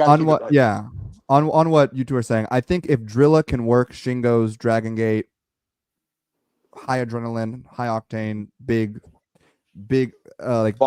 speed match, big bomb speed, then we can be looking at something really, really special. Oh, it can be really fun. Coming out as a coming out party for Drilla in the heavyweight division. If Drilla can't do that, then we're looking at something that's probably just kind of regular undercard at best. Yeah, exactly. The ceiling is so high, but the floor is so low. It's a big ass room right here. Yeah, but it's an interesting one to kind of get the card going. There's a few other little matches we don't need to spend a ton of time. Shota Umino's taking on Great Okan. Not the most exciting match after the if that match happened in my backyard, I'd draw the blinds. Yeah, I don't think we don't really got to chop it up about those two. Tanahashi's in action against Togi Makabe. He's kind of wrestling everyone on the roster right now. So he's running through some of the young guys and some of the New Japan dads. So it's nice. Did he face Kojima yet? I don't think he's faced Kojima yet, unless I missed because that's a match I actually would look forward to. Yeah, there's still a few on the New Japan pensioner division that have still got it, and I think Kojima could deliver something special with Tana. Outside that, there's the open El Desperado and Katsuya Murashima versus Francesco Akira and Jeff Cobb. Francesco Akira looks like he's next up for the junior heavyweight title. That Tanahashi Tenzan match, when they do it's gonna be so fucking bad. That match is just gonna stink so bad. And fucking if they do Tanahashi Tiger Mask, God, that's nightmare fuel. That's the opposite end of the Kojima scale. They're gonna do it because they're gonna do everyone. But what's the worst Tanahashi match they could make with the roster singles? That's a good question. Oh man, the Tenzan one is not very appealing. I think Han might be better than Tenzan. Yeah, Han, he'll get the crowd going. He'll Goto. Yeah. Jado. Jado, that might pop me though for the sheer lunacy of it. Jado getting in there with Tanner on his retirement road. I don't think Fale's on the roster anymore, so you can't say Fale. But at least Fale would be funny. He's out in Australia. I don't know what he's doing. He's out running his own division. There's a whole different what are they? over What's the WWE version of Pop? Guantanamo Bay, Guantanamo Bay. What's like the Triple H one? That's where Hikuleo is. So Hikuleo's not from. there. Paul Catraz. Paul Catraz. He's in Hikuleo's in Paul Catraz. Catraz. So we're spared from that. Yeah. I want them to do. I want them to do Tanahashi and Marufuji because I think that'd just be the worst match ever. Yeah, they've got to cook up. They're going to cook up some cool shit for Tanner. Get him in there with Kento. Well, whilst we're on this this retirement road, cook up. It's your last chance to do all this cool shit, so we need it all. But yeah, that concludes New Japan New Beginning in Osaka card. We're very much looking forward to that one. February 11th, this Tuesday, and it'll be the last show in Edion for at least 2 years by the looks of it. So a bit of an end of an era for the time being. Six is muted. But hold on. I was having microphone problems there for a second. We were talking about the worst possible singles matches for Tanahashi's last year. Chase Owen. Oh yeah, Chase Owens. Nah, but Chase would work really hard. So like at least he'd be moving. Like come on, come on. I think Marufuji would be worse. I think Marufuji's one of the worst. People don't say like he was one of the best ever. Marufuji is so bad now.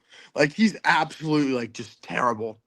And the worst is when him and Segura tag because Segura is so good and Marufuji's just an anchor. It's like it's so bad. Night and day with those two. Yeah, yeah. I mean, the best way to say is that they did that tag match with Omos, and Omos was like probably the second best worker in the match. So it's what it is. No one are doing. I like to say alone. Watching a Noah show is like going in and out of psychedelic drugs. Like you'll have this really fucking clean tag with like Eita and Katoge, and it's like good. And then the next match you have fucking Daga coming out and just doing like whatever he does. And then the next match you have like Segura and Manabu Soya just beating the shit out of each other. And then the next match you have Jack Moore. Like it's legitimately like it's the most interesting promotion in the world. And they're world champion right now, who I'm big on. I think he's really good. But he's such a crack. Like he's just the way he when I think of GHC World Heavyweight Champions, I think of Misawa. I think of these guys that are like these stoic, like these big heavyweights. So like this, you have the guy fucking running around on a stretch doing Fortnite dances as the world champion right now. So like it's Noah's. I'm sorry we had to talk about Noah, but there's your Noah minute for all the ARC guys here. Shout out to Wrestling Done Right. I was the biggest Noah fan there is. Yeah, the Ozawa thing's weird because he's like materially as a wrestler. I think he's got like the skill set to be quite good. He's really good. He's a little. I'm not keen. 1 minute he'll be doing this crisp suplex like a Phoenix Splash, and then the next minute he starts like licking them. It's like he's licking people. He's doing the take the L dance and that's. It's like you said, we used to have Mizawa and fucking I don't know. But anyway, we ain't talking about Noah. That was New Japan, the New Beginning in Osaka. That concludes the New Japan talk for the day. Me and Six are going to get into a little bit of Joshi chat, bit of Stardom, bit of surrealism. But I think all that's left to do whilst we still have Murph with us, we're going to bring a segment a little bit forward just to get Murph's pick, if I can find the graphic. Here it is. I had the schedule. We're just going to ask for Murph. Can you put the Beast of the Week one up too, just for good time's sake? Oh, hold on. Do I have the Beast? Oh, I don't know if I have it. Did Monty get rid of him? No. Oh, I think Monty got rid of it. No, he didn't. Yeah! We're doing Beast of the Week. That's it, folks. I've made the executive decision. It's the Golden Beast of the Week this week. It's the Golden Beast of the Week. That's good. There we go. The Golden Beast of the Week. I'll start us off because I'm the guest. Uh, Again, I don't know. This is but my beast of the week is Yuki Yoshioka of Dragon Gate. He returned for the first time in a year and a half.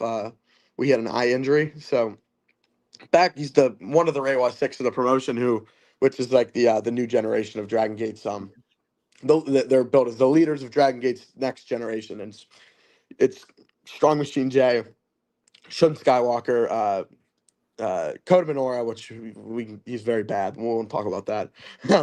uh, what am I? Wait, what am I on? I forgot the Reiwa big. Madoka I Kikuta. almost said KZ. Kikuta. Sorry, excuse me. And there's one more. Yoshioka. Yoshioka's the sixth one. But so Yoshioka is like considered to be the best. Oh, Benkei. Oh, excuse me, Benkei. But Yoshioka is the leader of that generation. He's back for the first time in a year. He's the ace of the promotion. You know, the younger ace, for example, like it's Tanahashi equivalent is Yamato, who's the current world champion. He's running through every young guy, just killing them. And you have Yoshioka back now, but I'll talk about it since I have 2 minutes. Dragon Gate is really good right now. If you're not watching Dragon Gate, please watch Dragon Gate. It is the best promotion in Japan for me right now. Which, as a Dragon Gate homer, I've not been able to say that for a very long time. Please watch Dragon Gate. It's the cheapest it'll ever be. They have English commentary for every big show. Actually have more English commentary than Japanese commentary. But please watch Dragon Gate. It's very good. And my beast of the week is Yuki Yoshioka. We love it. We love it. Little bit of Dragon Gate chat. It's what we haven't had that. There's a guy in the chat that asked for some Dragon Gate chats. There you go, Light. I give you a Dragon Gate. Giving the people what we want. Yeah, Giving the yeah. people what we want. I We used to have a little watched- bit more Dragon Gate chat when we had the Dumb Guy Live going. We had the bit of regular. I was learning things, you know, because I'm Well, a Dragon regular. Gate was so bad at that point. Every time we'd do Dragon Gate chat, we'd go from 80 live viewers to 10. It was actually quite funny. It was Parker would text me, "You just stunk up the joint every time," and it was a good time. I have to say we stunk up the joint with the mere mention of Jake Lee. We lost like 10 views. we did. No, we crazy. did lose 10 It was viewers. crazy. Someone super chatted with him and listen, not this National 23 super chatting about Jake Lee, and then everyone left. So no more. Hey, no listen. more super We could chats, only so we could only appreciate it. dream to hit 80 live viewers these days. No, you we see, do decent we numbers. only we popped we give big it a few numbers days, whenever we get WWE show would happen. Remember, Jamie? Do you remember the episode when we were talking about something else, and then Stephanie did like something happened with WWE? Yes, and Stephanie left or something like that, and it was like yeah, big. Stephanie left the board as Dumb Guy Live was going, and Dumb Guy Live went from 20 viewers to like two. It was like almost like it was a ridiculous amount. I remember like it was like at least 100 people, like 100 people joined after it happened. So you have me, Parker, and Jamie just sitting there. We start talking about Stephanie McMahon leaving the board. We like go from talking about Noah to like the it was the most wild podcast there's ever been. Yeah, Something else there's like happened. two or three episodes in Dumb Guy Live's history where we got like we got a bit desperate for engagement and we put like WWE in the We did the punk episode. Yeah, Punk's return. my we goodness. have Punk's return to That's WWE. still my my favorite. goodness. That's my favorite episode of Dumb Guy Live ever. It was so good. Yeah, That episode was awesome. It was incredible. I watched it you know, live.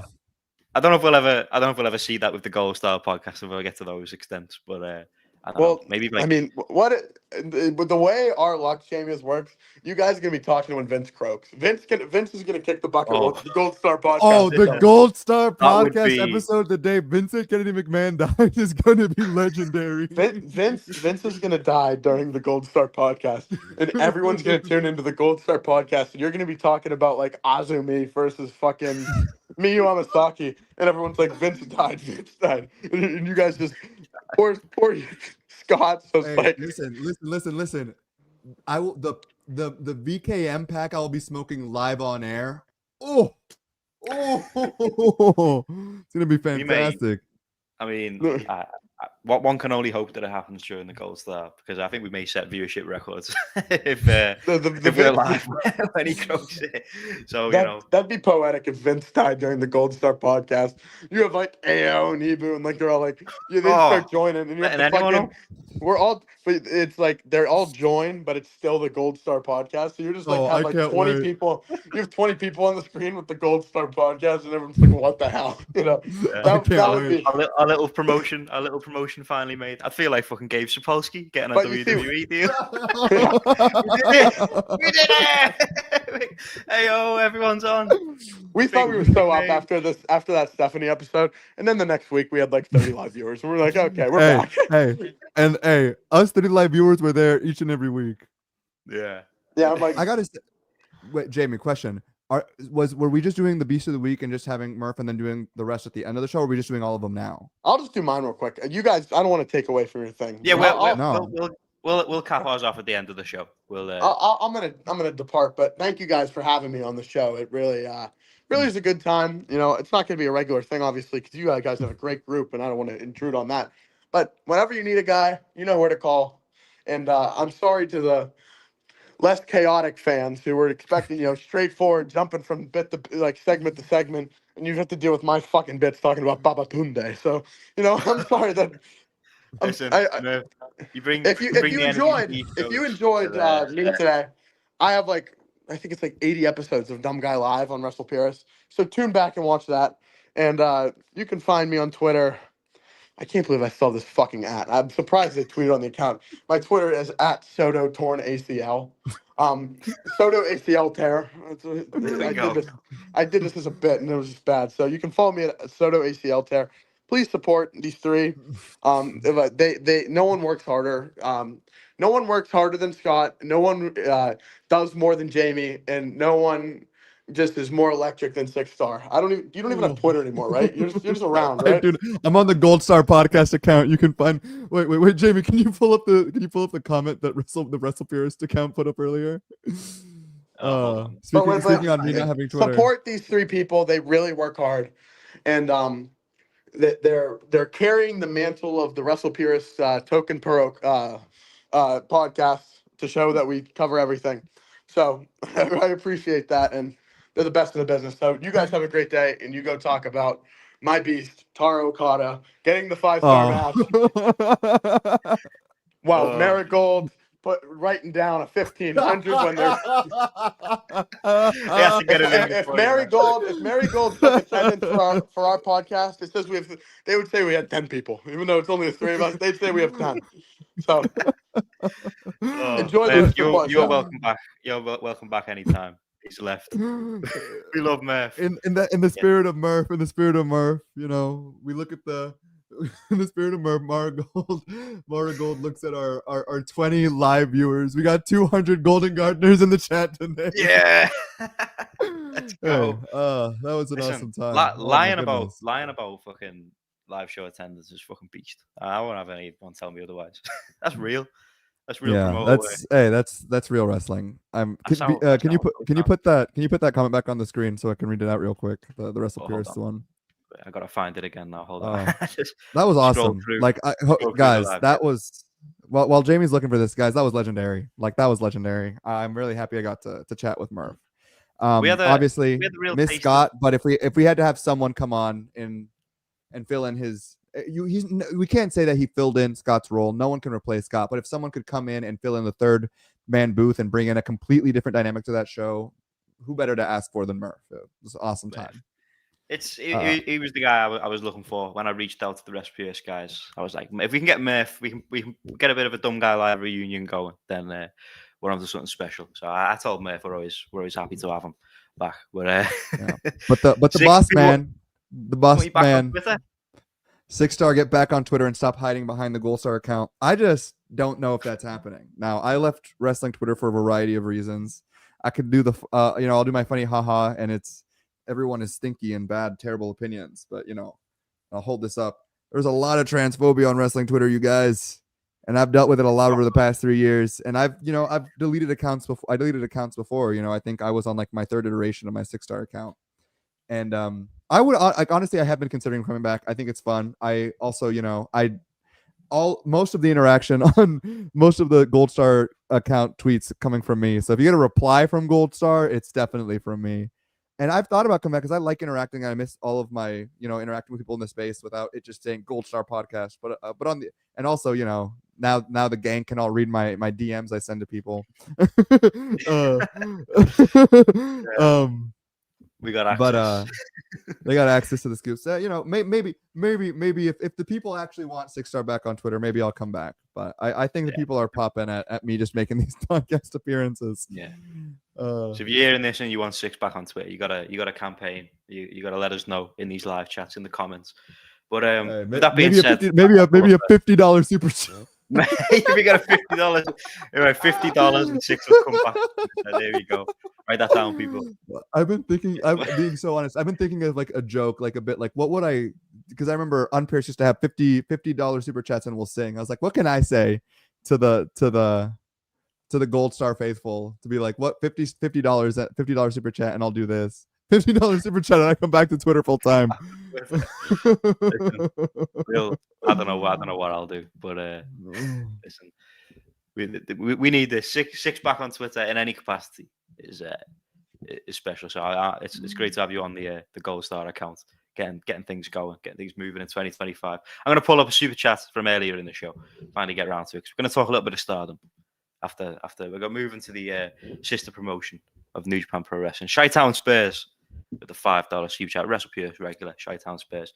So when can we start talking about Taro Okada Booker of the Year campaign? Now, okay. Now listen.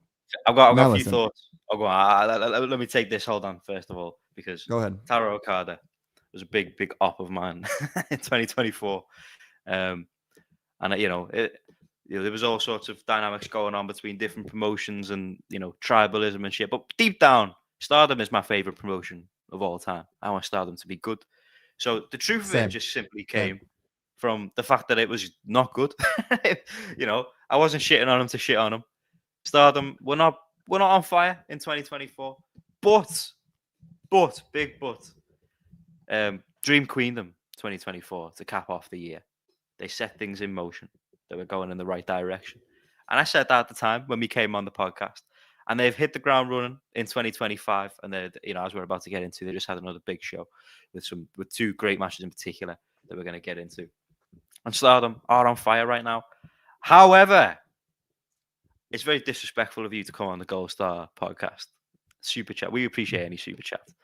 And try and pitch an agenda for anyone to win the Booker of the Year award if their name isn't the Sun God Sari. Because quite frankly, we made it very clear in our last episode that we are agendaing hard this year. So for you to try and stray us from our path, quite frankly, I'm not happy about it. Chi-Town Spurs. Listen. On our it'll be in the mix. On our Sari agenda, we've already got 2 of the Gold Star co-hosts on the board, on the WrestlePeers board of well, I don't know what to call it. Match of the week directors. Yeah. We got 2 on the board of Match of the Week and Rest of the Week directors. We put together a team. We put together a team with a very specific set of skills to make sure Sari wins Booker of the Year. To give an answer talking about Taro Okada though, real quick. Although I completely agree with what you said, Jamie, and if you didn't do that, I was going to do that. So I'm glad you hopped on it on the Sari defense. So Taro Okada, I was not shy about my feelings about Taro Okada last year. Now, when he did good, I gave him his praise, and when he did bad, I gave him his criticisms. And the reality was in 2024, there was more often criticism than there was praise. But there was some really good stuff that Taro Okada did. I always go back to the huge superstar red carpet rollout they did for Natsupoi's return from injury. Absolutely great work from a promoting end on Taro Okada. But with Taro is whether or not he can, I think, at this point in the year, some people, if someone wants to make an argument for Taro Booker of the Year, fine. I'm not going to sit here and say that it's not valid, despite the fact that Sari is ultimately a much better booker than literally anyone else on the planet right now.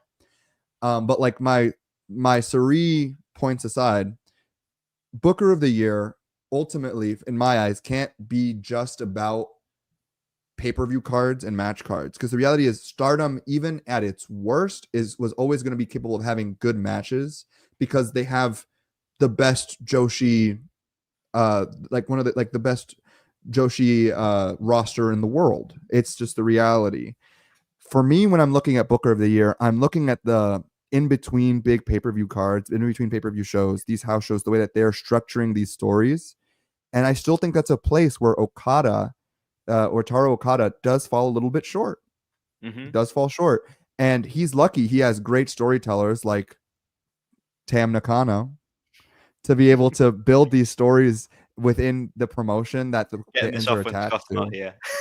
When the fans are attached to. But the reality is but Taro Okada is still struggling to find that good that like consistency in the in-between, which isn't to say that I think that's like something that should disqualify him from Booker of the Year. Tony Khan was in Booker of the Year conversations on the Wrestle Purist thing for 2024. When had one of the worst years I've ever seen a wrestling booker have in my active time watching a year-to-year product. It was just not great. So, I'm hoping that by the end of the year, I can be proven wrong and there can be a much stronger case for Taro Okada Booker of the Year. And if the case is being made solely off good pay-per-views, it's one that makes sense to me. It's not one that I'll personally get behind. Obviously, Stardom can have a stellar, amazing year, a year like they had in 2022, and I'm still putting Suri Booker of the Year, Promoter of the Year, Wrestler of the Year, Promotion of the Year. It's just not. So, like, ultimately, I can't say that Stardom will be winning any of that, or Taro will be winning that for me personally. But whether or not Stardom should be in these conversations, whether or not a campaign should be started, I think it's all up to, in terms of Booker of the Year campaign, from my perspective, someone to put him in like that echelon of great bookers for 2025. I want to see better story building in these house shows, because one thing about me, and maybe the Gold Star faithful don't know this, one of my favorite ways of consuming wrestling is the Joshi house show. And Stardoms were not very good last year, and they haven't been they haven't been particularly strong this year either. So I would like to see these shows starting to have a little bit more meaning. Some of these things leading up to the pay-per-views to have a bit more meaning, which I'll give him his credit. He has been better at this year than he has been in previous years. The previous year. Yeah, I think he certainly, obviously it's very early in the year, but I think he deserves to be in the conversations for now, certainly. I think I agree on the point of, the usual tour cards aren't quite as strong as maybe previous Stardom eras. And I think you've seen, obviously Marigold don't have the same depth of talent, but their kind of regular Korakuen shows are a bit more loaded than some of Stardom's kind of tour shows that they do. And I think that's a difference where Rossi was a little bit stronger. But Taro is putting together these pay-per-view cards now that are starting to deliver. People are finding form. The champions that they've crowned are delivering. We're about to get into Supreme Fight, which was a great show, especially those last two matches. So yeah, he's in the mix. I think if you're looking for anyone, any promotion right now who is kind of bridging the gap between pay-per-view quality and the regular shows in terms of, consistency, it's probably going to be New Japan right now. Their Road 2 shows have been delivering. The Desperado Kosei Fujita match, I just watched that not too long ago, and that was great. And they've had a lot of consistent big shows so far. So I think they would be the front runner right now in Japan outside of Surrealism. But Taro Okada, I don't think is a bad shout at this stage in the game. So we appreciate that super chat, Shytown Spurs, as always. If any of you guys have ever got questions to get them in, then we always appreciate a super chat. It's the number one way to know that we're going to answer anything you guys have got to ask. But moving on into World Wonder Ring Stardom, and this past weekend, really quickly, there was a Marigold show. We did not watch it. We cannot cover it. We are sorry. Yes. Yeah, I saw the results of the title match, but we're not going to get into it. We have yet to catch the only thing we'll say on Marigold, real quick, just because we just didn't have the chance to watch it. Chan Yota Mai Sakurai, love that they reunited as a tag team. Love that they're wrestling each other. That's going to be cool. Misa Matsue, I love you, and I hope that whatever direction they're taking you on is a fruitful one, despite my concerns of possibly turning Matsui heel. It's a little bit spooky, but speaking of wrestlers who it was a little bit spooky when they turned heel, but now maybe things are looking up. We had Saya Kamatani defending the World of Stardom Championship in the main event of Stardom Supreme Fight. And this one, I think, certainly delivered in terms of a big red belt title match. And it feels like it's been a while since we've had that big red belt title match that's really felt like sort of the heights of what Stardom were doing in and around kind of pandemic era and pre-pandemic era. That moment where they got really hot as a promotion. They were the only promotion in Japan seemingly that were growing to the extent they were during the pandemic.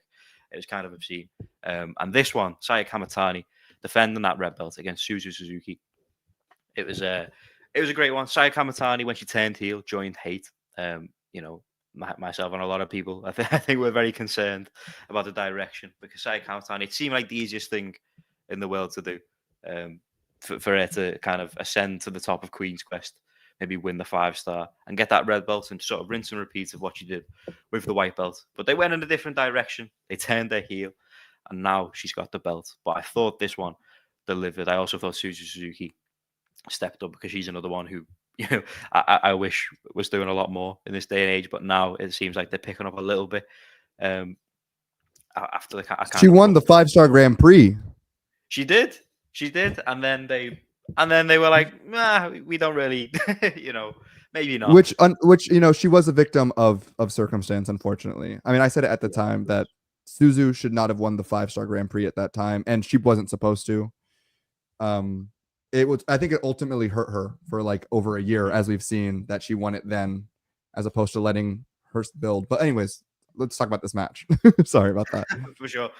Yeah, but no, this was great. This was Saya back to her best. It felt like the Saya that we saw during that white belt reign, and Suzu as well, because like I said, the 2024 was less than stellar. Not really entirely her fault. They didn't give her much of all to do, but she stepped up in this match, and some of the big moments. They delivered on everything they were going for, and it was a home run. It was a home run. Saya Kamatani has proven the doubters wrong. Suzu Suzuki, Neo Genesis as a whole, as we're going to get to in the next match, are riding high right now. 6. I know you've been big on Saya Kamatani after this match, and pushing that propaganda. What were your thoughts on this big red belt match?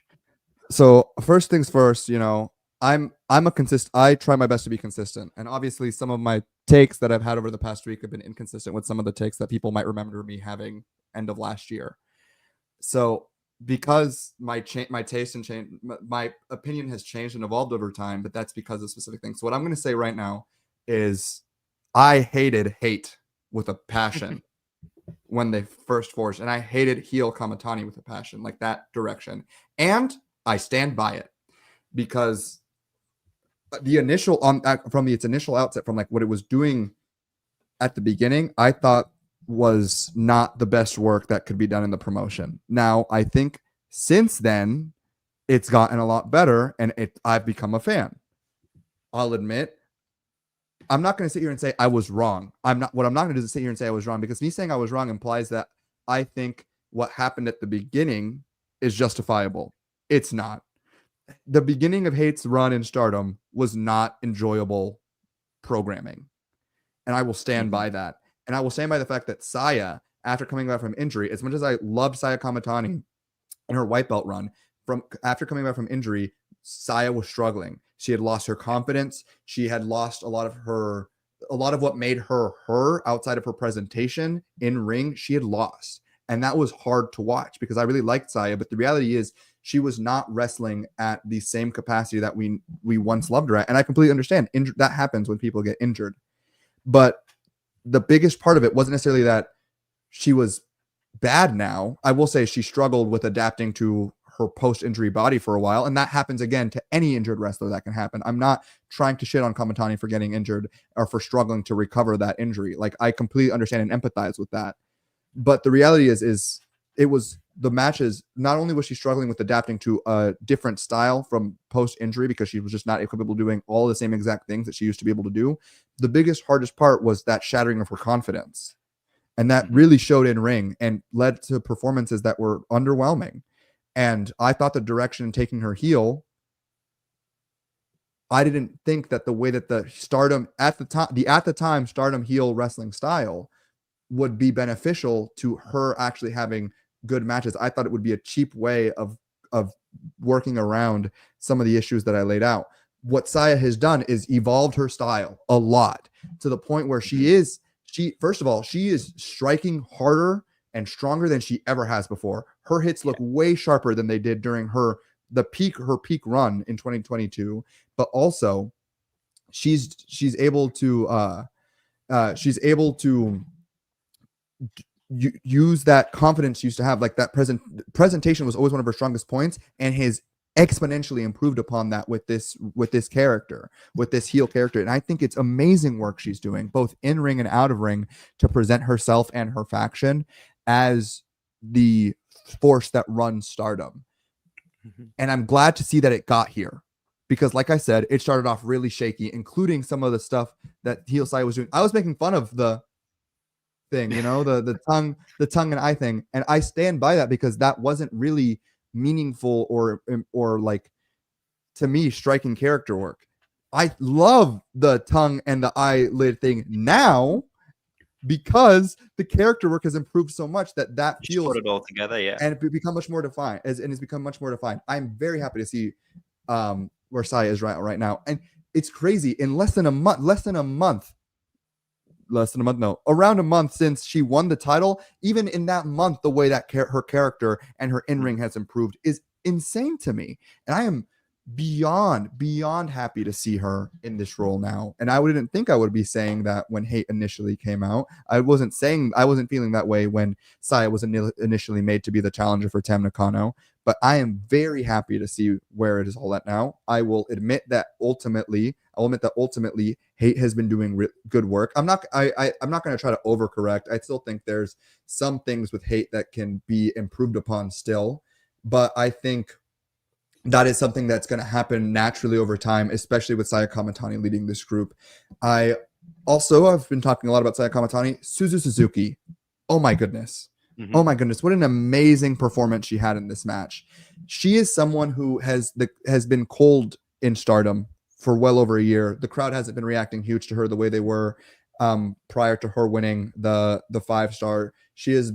Her booking has been cold. She's been not doing a lot. And in this night, she has been able to completely reheat herself. And yes, a big part of that is the fact that Saya Kamatani and the work of Hate is very effective, but it's also because Suzu Suzuki is an amazing fucking wrestler. It is astounding how good she is in that ring. And the match these two women had was beautiful violence. It was chaos, and it was something that was ultimately, I think, really encapsulates what I think Stardom's strongest, where Stardom is strongest, which is when it's relying on two women to just go out there and have a wrestling match with like no complications in terms of like what the story can or should not be. Letting these two women get into these positions, having these amazing matches, hitting poison ranas, hitting suplexes, hitting moves onto the ring apron, like letting them brutalize one another for the sake of what is to them the greatest prize in wrestling. And lo and behold, it translates. The audience in the arena was making noise. The audience at home is feeling, every single fan of Stardom, every single person who's watching this match because it's been recommended to them, whether they're Stardom regulars or not, are feeling that the World of Stardom Championship is the most important title in the promotion, and that it is the job of anybody challenging Hate or Saya Kamatani to take it back and save it from the people who are terrorizing the promotion.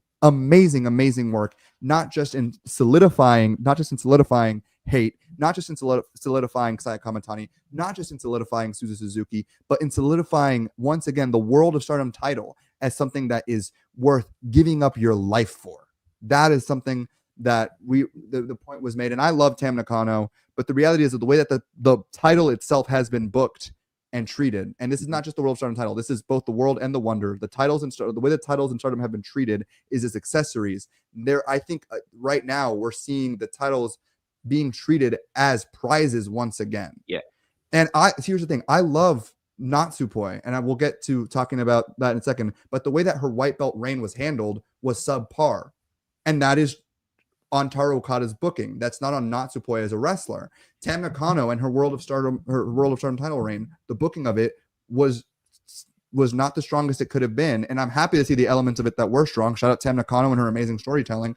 But the reality is the titles have not felt as important as they do right now since Shuri held the World of Stardom Championship. Yeah.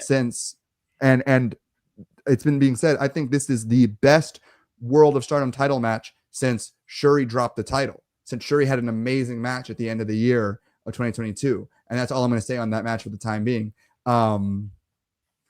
But yeah, so those are my thoughts. I got really into that, so I'm sorry about that, Jamie. Yeah. What do you have to say? Well, no, it's a big it's a big part of what you just talked about there. It's a big part of the change of perception, both on Taro Okada as a booker, because like you were saying, they're both the top two titles in the promotion. You look at what they were doing with them just a couple months ago, and it was like the biggest points against Stardom and Taro Okada as a booker. And now, you know, they still have one of the best rosters the world over in terms of talent. You let them do what they do best, and they deliver like they did here. So yeah, great title match. Hopefully, it can kind of pick up, as they mean to go on in this direction with Sayaka Kamatani. It looks like a Tam rematch could be on the cards, though there's a little bit of Sayaka Kurara shenanigans going on in between. Will she end up in hate? We're not sure just yet. But you want to talk about perception change. You know, our last episode here on the Gold Star podcast, we did the Joshi draft. Sayaka Kamatani, the reigning World of Stardom champion at the time, also was drafted in the last round of the draft. I believe the 16th round of that draft. And there were three people going 16 times. We did not pick the World of Stardom champion until the last round, which is crazy because I think if you asked us all now for our rosters, I think she would be a little bit earlier in the draft. She'd probably be in the first 6 picks at least. And I made a Sayaka Kamatani joke. I made a Sayaka Kamatani joke last week. I did actually at that point. I was a fan of what Saya was doing. I just like making fun at times, but yeah. I will admit that joke ultimately, mud on my face. I made that joke literally the next night. She went on to have one of the best matches of the World of Stardom Championship in multiple years. So turn on, cake on my face. It's good. No, we joke, and everyone's got every right to take the piss a little bit when things aren't looking good for a wrestler or a promotion. But ultimately, we're both fans of Stardom. We're both fans of Sayaka Kamatani. So I'm more than happy to hold my hands up when I admit when I'm proven wrong, and they turn it around. They get it right. Is what I want to happen. I want to see my favorite wrestler, my favorite promotions doing good. All our the tribalism and jokes that we were doing aside, the reason we were so critical of Stardom last year was because we both love the promotion. We want it to be good. We've been on air. We said it on air multiple times. You said it on air during this episode. It is our favorite promotion of all time. Yeah. I don't want Stardom to be bad. And so seeing Stardom start out the year so strong has been such a breath of just a breath of relief for me. Yeah, a breath of fresh air for me. Boost to our enjoyment of wrestling as a whole, much as New Japan sort of boosted momentum as being. We said that earlier in the show. Both those two in good form is huge. And listen, also the hotter that Stardom / New Japan are, the more likely there are to be Gold Star shows. So exactly. That's another for us to talk about. Then we will talk about them. Listen, like Murph said earlier, Dumb Guy Live came to an end because we could not rag on New Japan any longer. So as long as they keep giving us things to praise, we will be here to break it down. Speaking of things to praise, and talk about high praise today from one Dave Meltzer, because today Health Pro's over. Every Friday, me, Lewis, and Monty, we get ready for the Wrestling Observer drop, and Monty hits the news. I tweet the ratings. Lewis gets everything on the website, and it's a smooth operation. And we're there plugging away in the early hours of the afternoon today. And next thing you know, I checked the Wrestlers group chat because they've gone down a little quicker than we have, and I'm seeing screenshots of a day 5, and I'm thinking, a day 5. What's he giving a 5 to this week? I was trying to think maybe Swerve Ricochet. He loves AEW. He likes going high on big AEW matches. And then I got told he's done a women's 5, and I was like, whoa, because he's not done a women's 5 since Utami and Syuri anywhere, I believe. And so this is huge. And then I was thought, okay, women's match, so Stardom, right? And I thought it's going to be Saya and Suzu. That he's going to do it. And then Yeah, I the find Poison out Manas. that he's given the 5-star to the Artists of Stardom Championship match between Cosmic Angels, represented by Tam Nakano, Natsupoi Soriano, taking on Neo Genesis's Starlight Kid, Azumi, and Miyu Amasaki. And my word, I could not believe it. I loved this match. I thought this match was incredible. It was one of my favorite Stardom matches in a while. I didn't think it was the best match on the show, but nevertheless, Say it with me, chat. A Dave Say it with 5-star me, judge chat. match in this day and age. Bear in mind, I believe just last week, Dave in the Observer put something about fans of women's wrestling went higher on this That was crazy. in regards That to was a crazy. he was not shying away from the allegations. But here we are today, a 5-star. Say it with me. Say it with me, chat. Say it with me, chat. Say it with me, chat. Say it with me, chat. Say it with me, chat. Get him up, chat. Get him up, chat. 5-star Natsupoi, baby. We're talking 5-star Saori. No, we're talking 5-star Tam Nakano. We're talking 5-star Azumi. We're talking 5-star Starlight Kid. We're talking 5-star Kevin Miyuamasaki. Say it with me, chat. 5-star Kevin Miyuamasaki. Are you kidding me? You know who doesn't have a 5-star match in their whole career? Kurt Angle. You know what matches ranked lower than this match? Shawn Michaels versus Undertaker. Yeah, you heard me say it. Cosmic Angels versus Neo Genesis is better than Undertaker versus Shawn Michaels. Both of them, by the way, cry about it. Better than any single match in Kurt Angle's catalog. Better, I tell you now than I tell you later. Get used to it. We're taking the big bucks. And listen. I don't put a lot of value on the star ratings of other people unless they fit my agendas. So best fucking believe 5-star Natsupoi. Are you kidding me? Are you joking? Hey, if you're in the chat, bye poi. Bye poi. In the live chat. Bye poi in the chat. 5-star Natsupoi. Hey, say it with me. Say it with me now. Natsupoi and Miyuamasaki got more 5-star matches in their career than Triple H. Oh. Say it with me now, folks. How many does Paul Beck have? How many 5-star matches does Paul Beck have? Eh? Oh no! Listen, we've Dave Meltzer has put agenda material in dangerous hands today. It's I think my favorite thing from it today.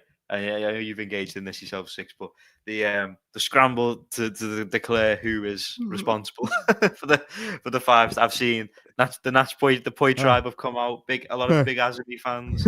I know Miyu Amasaki's got a big push, but I've not seen a lot of Tam Nakano love.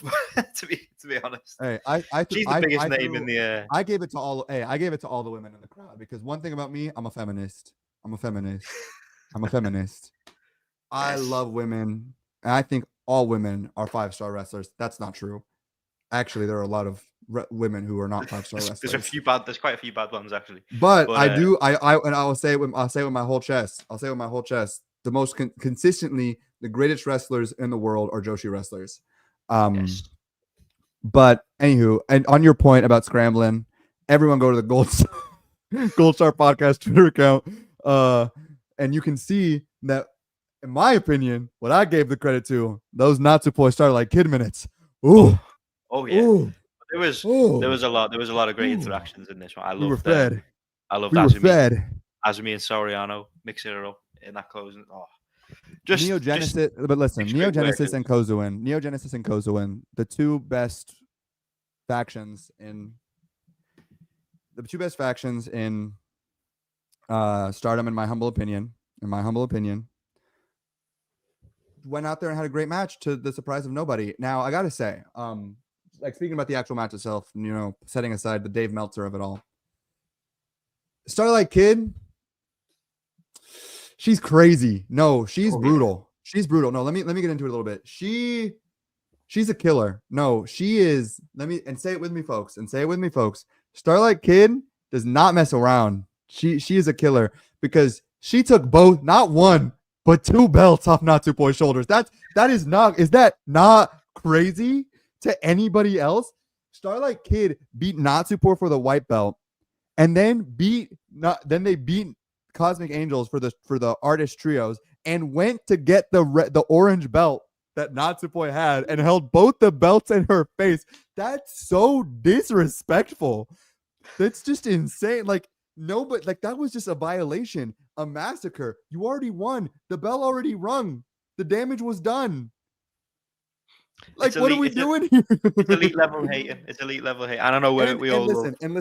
Despite the fact that I am the U.S. representative of the Poi tribe, despite that, I've got to put respect on that. That is real wrestling. That's real wrestling.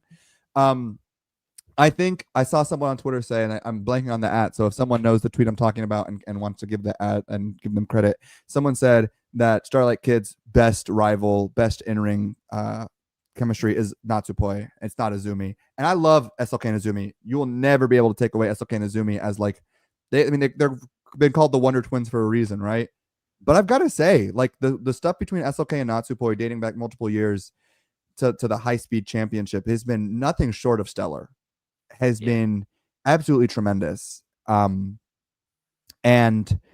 I think right now in modern Stardom, I think that Natsupoi and SLK are absolutely each other's best competitors, both in ring, but also like the character work that these two are doing with one another. And they had a rivalry obviously before, but like the way that they've reignited it in this recent year, I'm hopeful will lead to much more fruitful, wonderful wrestling and interaction in Stardom in the years to come.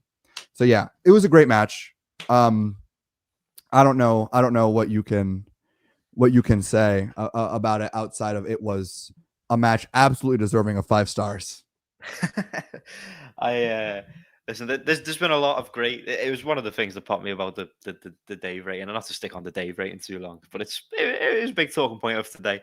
There's been so many great Joshi wrestling matches over the past couple of years, and all of them have seemingly got 4.75.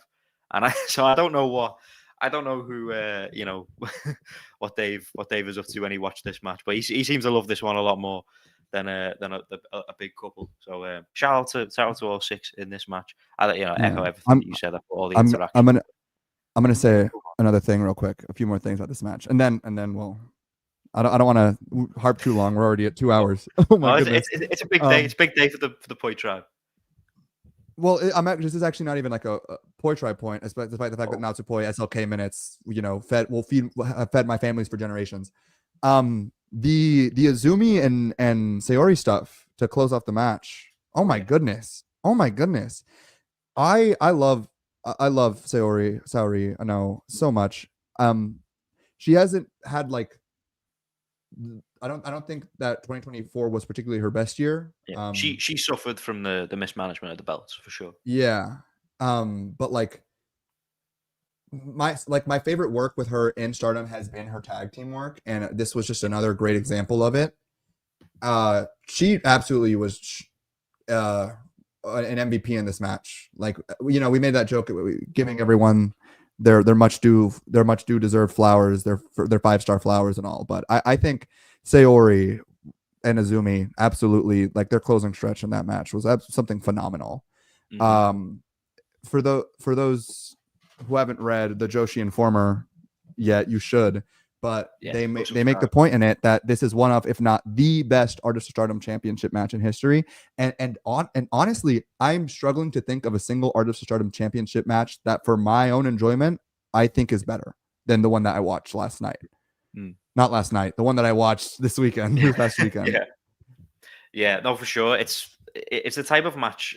We were talking a little bit earlier about the lack of the big feel of the Stardom like tour shows in between pay-per-views, and these sort of multi-women matches, not necessarily always for the artist titles, but the roster's so stacked that you can throw wrestlers of this caliber into matches like this, and they can deliver on any given night, and that's why you want to see more of from this promotion when they've got such a depth and talent, and they threw 6 out here on this night and they delivered absolutely.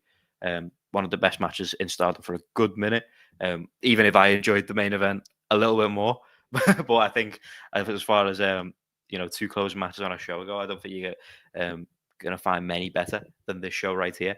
So Stardom on fire right now, and we love to see it. We absolutely love to see it. Neo Genesis, new Artists of Stardom champions. That seemingly Stardom are all in on that faction. A lot of the young stars in the promotion, they want to keep happy and keep right at the top of the card. And we love to see it. Starlight Kid's got 2 belts. Azumi's belted up. Miyu Amasaki's belted up. It's only Suzu now. We need Holden Gold. Listen, a little over a year ago, I was wrong about EXV being a great faction. I thought I had so much hope for EXV roughly a year ago. I do not think I'm wrong in saying that this year is going to be the big breakout year for Neo Genesis, and that they will be the highlight, the standout faction by a good margin. I mean, that being said, Cosmic Angels forever cry about it, but yeah. Do we want to move on to the next match? Maybe fly through some of these. Actually, there was some good stuff though. There was some good stuff. We don't need to spend too much time on it because we spent quite a while on New Japan. One match I did want to talk about, and it's not even mainly the match, but it's some of the shenanigans going on around the God's Eye match. So, Koguma versus Rani Yagami. I know we have someone in the comments who is hoping that we talk about this, but I don't want to talk about this because of Koguma and Rani Yagami, and I love both. Rani Yagami was in the running for WrestlePure's Rookie of the Year, so I've got a lot of stock in. And Koguma is one of the most underrated workers you'll find anywhere. Absolutely, one half of one of the best tag teams in the world, and often overshadowed simply because she's alongside Hazuki, who is also one of the best wrestlers in the world. But Koguma can stand on her own right and is one of the best the Stardom have. And they put her in this match with Rani Yagami, where if Rani Yagami lost, she would have to do the Kuma dance, and if Rani Yagami won, then God's Eye would never have to do the Kuma dance ever again. And the reason I want to talk about this mainly, it was a good match. I really enjoyed this, but Shuri sold this. Oh my goodness! Talk about. She sold this like Rani Yagami was going to be publicly executed if she lost the match. She was like, "Oh my god!" Sold it. Shuri sold it like death, man. Like that was like she was watching Rana get pile driven right on her neck, you know. It's it was chills. Shades of Wheeler Yuta after the All In main event, you know. It's great. They managed to turn this Kuma dance thing, which just started off as a little silly thing that Koguma was doing on the tour shows, to the point where they can put a stipulation on a pay-per-view, and some of the top wrestlers in the world, like Shuri, can sell it and make it feel like an important thing to happen on the card. And I enjoyed everything about this. It's the type of fun shit that you can do on these cards. You don't need to have all the title matches all the time. If you can develop stories with the great talent that you've got, then you can do it. And I thought this delivered. Couple of the solid matches that we can quickly fly through. Going back a little bit later in the card, we had Stars. Real quick. Oh, go on. Real quick. I just wanted to add a point onto your Koguma point. Love Koguma. Was super happy when she returned from injury. Yes. And you know, she's proven everyone who's like you and I saying one of the most underrated workers in the world. Amazing stuff. And also, you know, keeping my eye on like the rookies / I don't know you know, I don't know. I mean, Rana Yagami is still a rookie. The young generation in Stardom. The young generation. Yeah. You know, keeping eyes on her. I also thought Rana did a good job. Yeah, she's great. I was happy to see her in this position on the card, having a singles match on a pay-per-view, and you know, having a fun singles match on the pay-per-view. I thought was a good position for her. But yeah, she's in a great spot. Learning under Shuri with her skill set, I think it's the perfect spot for Rana. So hopefully, big things in her future. Fly through some of these matches. Don't need to spend a ton of time. We had Stars, Hanan, Hazuki, Mayu Iwatani, and Momo Kogo. They took on God's Eyes, Kyoka Kotatsu, Saki Kashima, Shuri, and Tomaka in Naba. I thought this was good stuff. Good mix of wrestlers. Hey, you know what we got in this match? Something that I hope we would get more. There's someone playing music outside of my door. You know what we got in this match? Something that's, I don't have a wine glass right now, but pretend I'm doing my thing where I stir it. Hazuki Shuri minutes. Oh my Oh, god. Oh my this is god. Oh my god. as real as it gets. Those two. I mean, and two wrestlers also who are kind of, you talk about Stardom's 2024, just sort of in general in the last couple of years, neglected in terms of what they could be doing for any wrestling promotion in the world. Two of the best. We highlighted Shuri last week with our match recommendations because she's going to be in the series and main event. I'm going to get to that momentarily. But she's still one of the best wrestlers in the world, and she proves it every time she gets in the ring. Hazuki, likewise, another wrestler who sort of in that Hiroki Goto vein, where they've never given her a true crown of moments, but she will always deliver. So anytime we get minutes with those, it's always going to be great, And you look at the other talent in that match; it was always going to deliver. Yeah. I Shout love out all the Mayu stars Iwatani, there. the GOAT. Shout out Mayu Iwatani, the GOAT. The greatest. I'm a big fan of Speaking Kyoka of- Katatsu. I think she's Mm, an interesting pickup for Stardom. for I'm God's interested eye. to see how she develops For under God's Shuri. eye.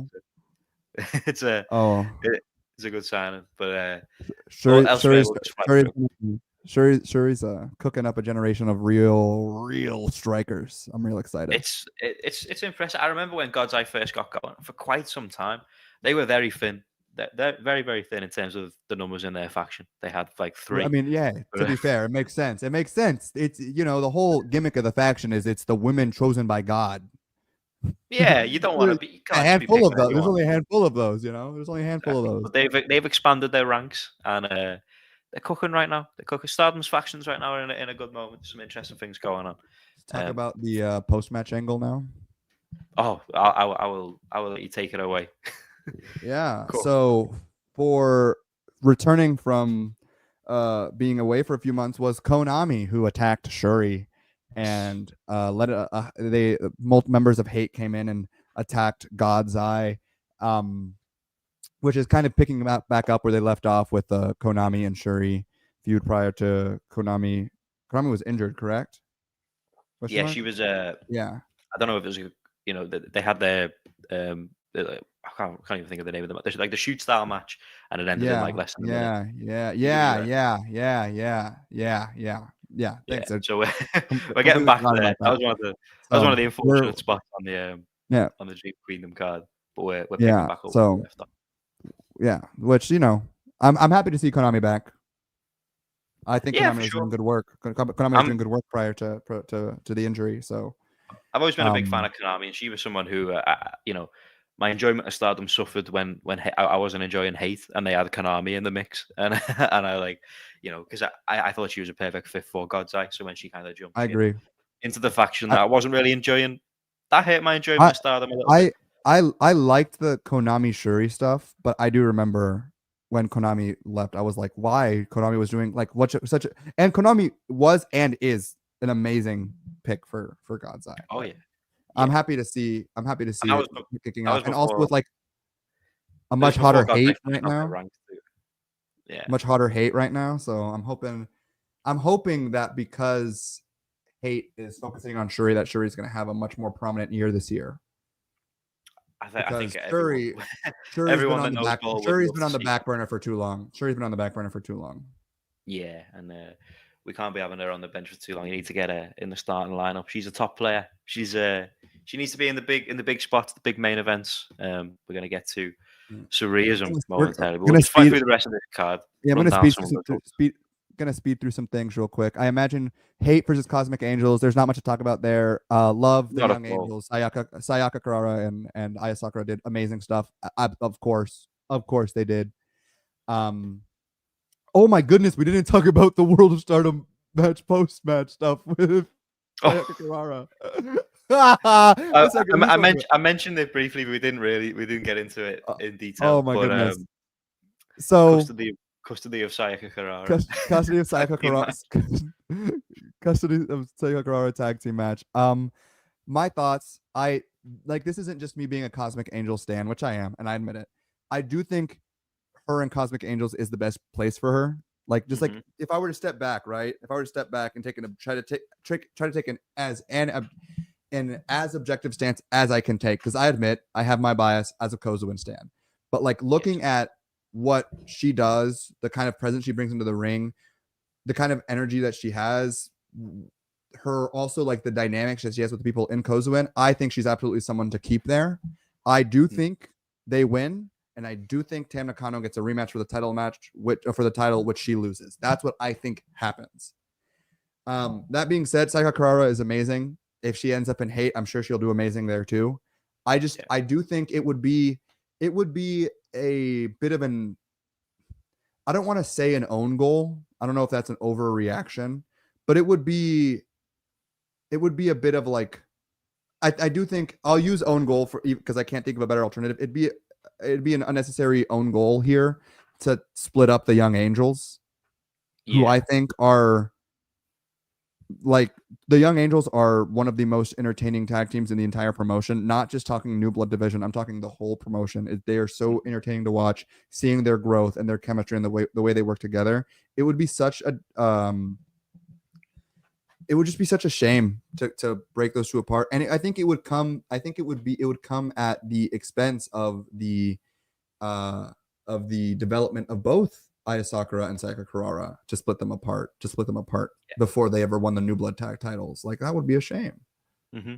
Yeah, I'm with you. I think the optimal outcome here is a Cosmic Angels win and get back to a Saya versus Tam match and keeping the Young Angels together. I do think though there are two outside chances involving wrestlers that aren't directly in the mix here, and I think maybe I'm overbooking it a little bit, but part of me thinks that Sayaka Kurara might not end up with Hate, but part of me thinks that Aya Sakura might. So I don't know how they get. I don't know how they get there. But I feel like that could be on the cards. Aya Sakura, if we're talking like, listen, Aya Sakura is like the most idle person in the group. She is, but also which would work for Hate. Like, I'm not going to sit here and say I think like, again, as much as I don't want it, speaking from my own fandom, and also like where I think those two benefit the most, I would hate to see them leave. I'm not saying if they left it would be bad though. Like, they would absolutely do good work, and it'd be great for. I think it'd still ultimately be good for them if they were, like, whether they're working with Hate or Cosmic Angels, they're gonna improve. They're gonna have good. They're gonna get good attention. They're gonna be able to like. They're gonna be able to improve, but they're also gonna be able to like get really good character in, which is a good thing for both those women who are very much like. Yeah. There's a reason they're in Cosmic Angels. That's the most like. What it's like the faction with the most character. And Hate is also up there, Yeah, I mean, I'm with you on wanting to keep the Angels, the Young Angels together, but also I think back to when Aya Sakura first appeared in Stardom, alongside Hanako, and Minami Komomo of all people, Marigold rookie. And she was getting in the face of Julia. She's a mean shit talker. She's a little bit of a little shit, and I think if they turn their heel, she might cook in that position. My other idea, she would absolutely cook. My other outside idea, because if I'm right, I don't think they've announced Saya's tag team partner for this year, unless I'm mistaken. I think it's they've not locked it in, unless I've missed anything. I will put Momo Watanabe in, and I think you can, instead of bringing in someone new to Hate, I think you could slowly start to push the agenda of Momo getting out to Hate. I think you may have a miscommunication in between Momo and Saya, and I think you sort of turn the gears towards a Momo babyface turn instead of bringing someone else into Hate. I think they could. They are doing the Momo Oz tag. So that's you're right. Yeah. You're right. You said it's a good direction. Bringing Azumi and Momo back together for that tag match could be foreshadowing for sure. Momo. So it'll be interesting to see who they slot into that role. Like I said, I'm assuming they haven't. I mean, they missed an announcement. Correct me if I'm wrong, Jamie. They were teasing like Momo face turn last year. They've had several moments. They've had several moments where she's like picked up the bat and thought twice, dropped it. They've teased it a few times now, and I wonder whether this is going to give them a chance to swerve people a little bit and finally go in that direction. And when people think they could be going another way with bringing someone else in, so those are my hopes for it. Well, not my hopes. I don't hope Aya Sakura joins Hate, but the potential thing to keep an eye on. I do hope that Momo Watanabe is the tag team partner, and they go in that direction. But I hope the Young Angels stay together more than anything else. Unless you've got anything else you want to get into from this Stardom card. There was a nice draw with the rookies, the new rookies. Yeah, I wanted to get into that for a second. Akira Kurogane versus Yuria Hime. I had a fun time. Listen, I say it all the time. I've said it many times before. One of my favorite things to do in Joshi and in like Japanese pro wrestling in general is watching rookies wrestle and improve over time. It's just such a beautiful thing to see. And, you know, I think starting out the show with this quick 5-minute exhibition was a good choice. I think they showed a lot of promise. You know, it's rookies. It's a rookie match ultimately. It's not like, it's not some kind of crazy. I'm not going to sit here and act like it's some kind of crazy match, but what I'm seeing and watching this match is just like Joshi has so many great rookies right now. Amazing rookies / new gen wrestlers who are like slowly exiting the, you know, I think who are like slowly transitioning from rookie to like just out of rookie. Like, you know, there's a lot of great rookies in Joshi. And so I'm super excited to see more of them and, you know, see where these rookies end up in a year, who they're so like, yeah, I liked it. I think that, hey, my stocks acquired. Acquired. I'm just saying. For sure. I second what you're saying there about it being a good time for rookies in Joshi. I think it's a big part of why the scene feels so exciting right now, because there's a lot of new talent, and that's wherever you look. You know, Stardom have got a bunch of really great talent. You look across kind of Sendai Girls, Marvelous, all these places. I know TJPW just picked up Mifu Ashida, who's still a kind of rising star in that, right? Marigold, obviously, Seri Yamaoka, and a couple of others looking pretty solid. So it's good. It's a good time to be. You know, I've said it a few times now. If you're looking to invest in a wrestler, get some stocks. Look no further than the Joshi scene, because they're pumping out talent at a very fast rate. But speaking of talent on the Joshi scene, unless we have anything else to say, I think it's time we move over to the real promotion of the year, the real booker of the year, and that's Suri. It's gonna be our last main segment. We're a little bit late on this, but it's been a while since we've jumped on the pods, but we can't skip over the announcement for Surrealism Chapter 7. The Sun God's done it again. I'm gutted the Scott couldn't be here, because I know Scott is also incredibly excited about this card. But we're going to take it from the top. We're going to fly through. Some of them we don't have to spend a ton of time on, because we've been here for a little while. But what we will spend some time on is the main event. And when I was thinking, because obviously Suri announced that she was going to reveal this card, and it was only a few hours, before the actual reveal itself. And I was thinking, what's it going to be? Because every Suriism's main event by Suri in some sort of coked up Joshi main event dream match, and I was thinking, we've had Hashimoto, we've just seen singles matches with the likes of Utami, Veni, Mako, so it wasn't going to be any of those. We've seen the Mayu match. I don't think they're doing that again until it's for the IWGP. So I was racking my brain who could possibly be in, and I think because Shuri, who of course is the opponent, hasn't been presented as we would have liked in Stardom for a hot minute now, that she kind of slipped my mind when I was thinking about that top tier talent, even though we both know and everyone knows that she is in that bracket. She is one of the best in the world. So when that was revealed, she was like far and away the best wrestler of the year in 2022. But like, oh my goodness. I would say for about 2 years she was my wrestler of the year. Yeah, 2021 as well. No, 2021 as well. Absolutely. She was incredible, and she hasn't gotten any worse. They've just stopped booking her to the same extent. Let it be clear. I would say she's gotten better.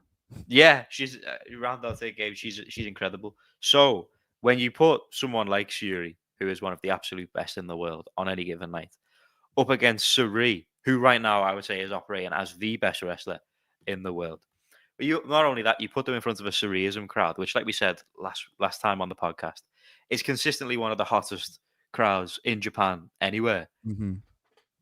It's a match made in heaven. It's gonna deliver. Lock it in right now. It's going to be one of the matches of the year. I think it's going to be incredible. And interestingly, it's seemingly going to be a little bit of a decider for the number one contender to that IWGP title. Yeah, which that is incredibly exciting. Because that is a crazy like little stipulation added to that. So give me a second. I'm gonna do promoter. I'm gonna do promoter of the year 6-star. Well, besides Suri, my fault. That one's on me. Besides Suri, I was about to start hyping up Shuri. It's okay. Give me a second. We're talking, Jamie, about the main event of Suriism Chapter 7. The Sun God versus the Strongest. Okay? Sari is such a real worker, by the way. She is taking the entire month of February off, besides already previously booked engagements, to train and rest her body because she knows what Shuri is capable of. This is I don't think, like, we talk a lot about how excited we are for matches, how hyped up we are, how amazing something looks, and you, me, and Scott will hype up Suriism cards to heaven, any Suri match to heaven, because how amazing Suri is and how great they always are. I don't think there's a single person on this planet more excited for any wrestling match this year than Suri is for this match against Shuri. Oh yeah.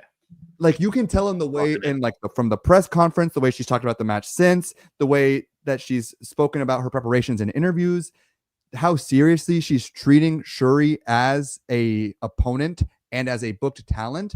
There's nobody more excited for this match than Suri is. And another feather in the cap of Suri's Booker of the Year, by the way, no one has booked or promoted Shuri to be this powerful of a force without even having a match, by the way, might I say, under Suriism promotions yet, in multiple years.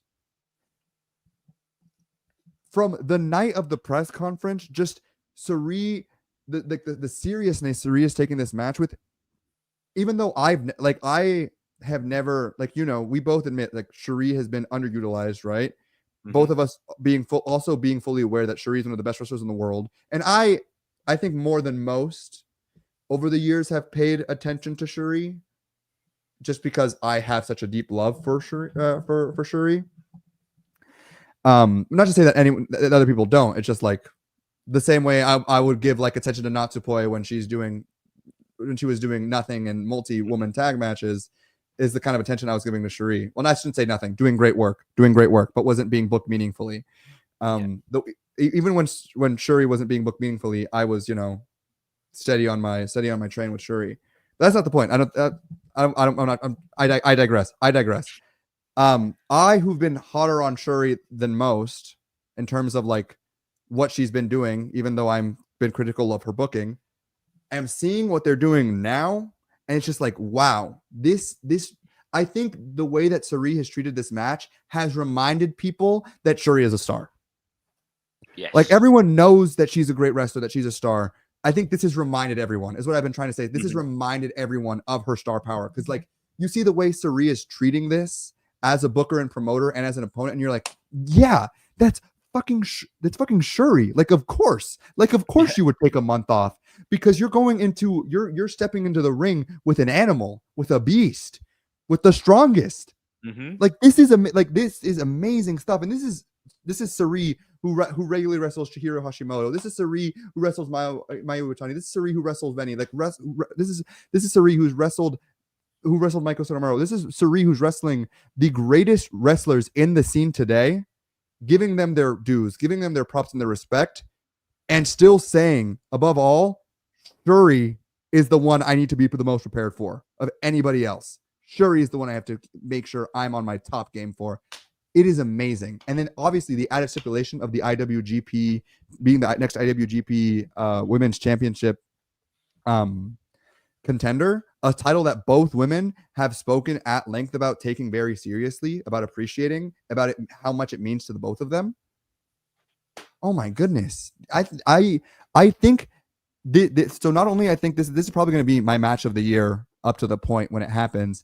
I think it's easily going to be like my favorite match of the year for a long portion of the year, if not the entire year. It's going to take something to top it. I think it's you talk about the presentation of Shuri. I think it's going to certainly going to wake a lot of people up. I hope it wakes Stardom up to what they have on their hands, because they've neglected it for a long time.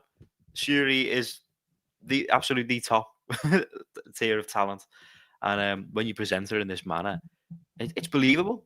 It's believable. And Suri is the reason we push her so hard in terms of the booker. She's as real as it gets in terms of booking. You see the way she sold this match. Like you said, Shuri hasn't appeared on Suriism before. She hasn't been presented in Stardom like this for a while. But with one press conference, they make it feel like it's a match where Suri needs to go. She needs to go away for a month to get ready for this mammoth challenge that she needs to overcome. And you add in the stipulation, which is of the IWGP title match. It's so exciting because, like you said, both women have talked at length about it. Suri, it feels like sort of a destiny that she will one day be the IWGP champion. It feels right. She talks so much about Antonio Inoki, and that's the belt that she wants more than anything in wrestling. But Shuri, I also think would be a stellar next champion. I mean, you look at the lineage of the IWGP belts, I think it's been kind of stellar across the board. And either of these women would be a perfect next champion after Mayu. But part of me thinks, you look at Suri's year so far, and obviously she's had the big three matches, Utami, Veni, and Mako, and she's lost all three of them. Part of me wonders whether the play here is Shuri wins this one, and maybe Shuri is your next IWGP Women's Champion, and this is something we circle back to. Listen, we run a rematch here. Hey! Listen.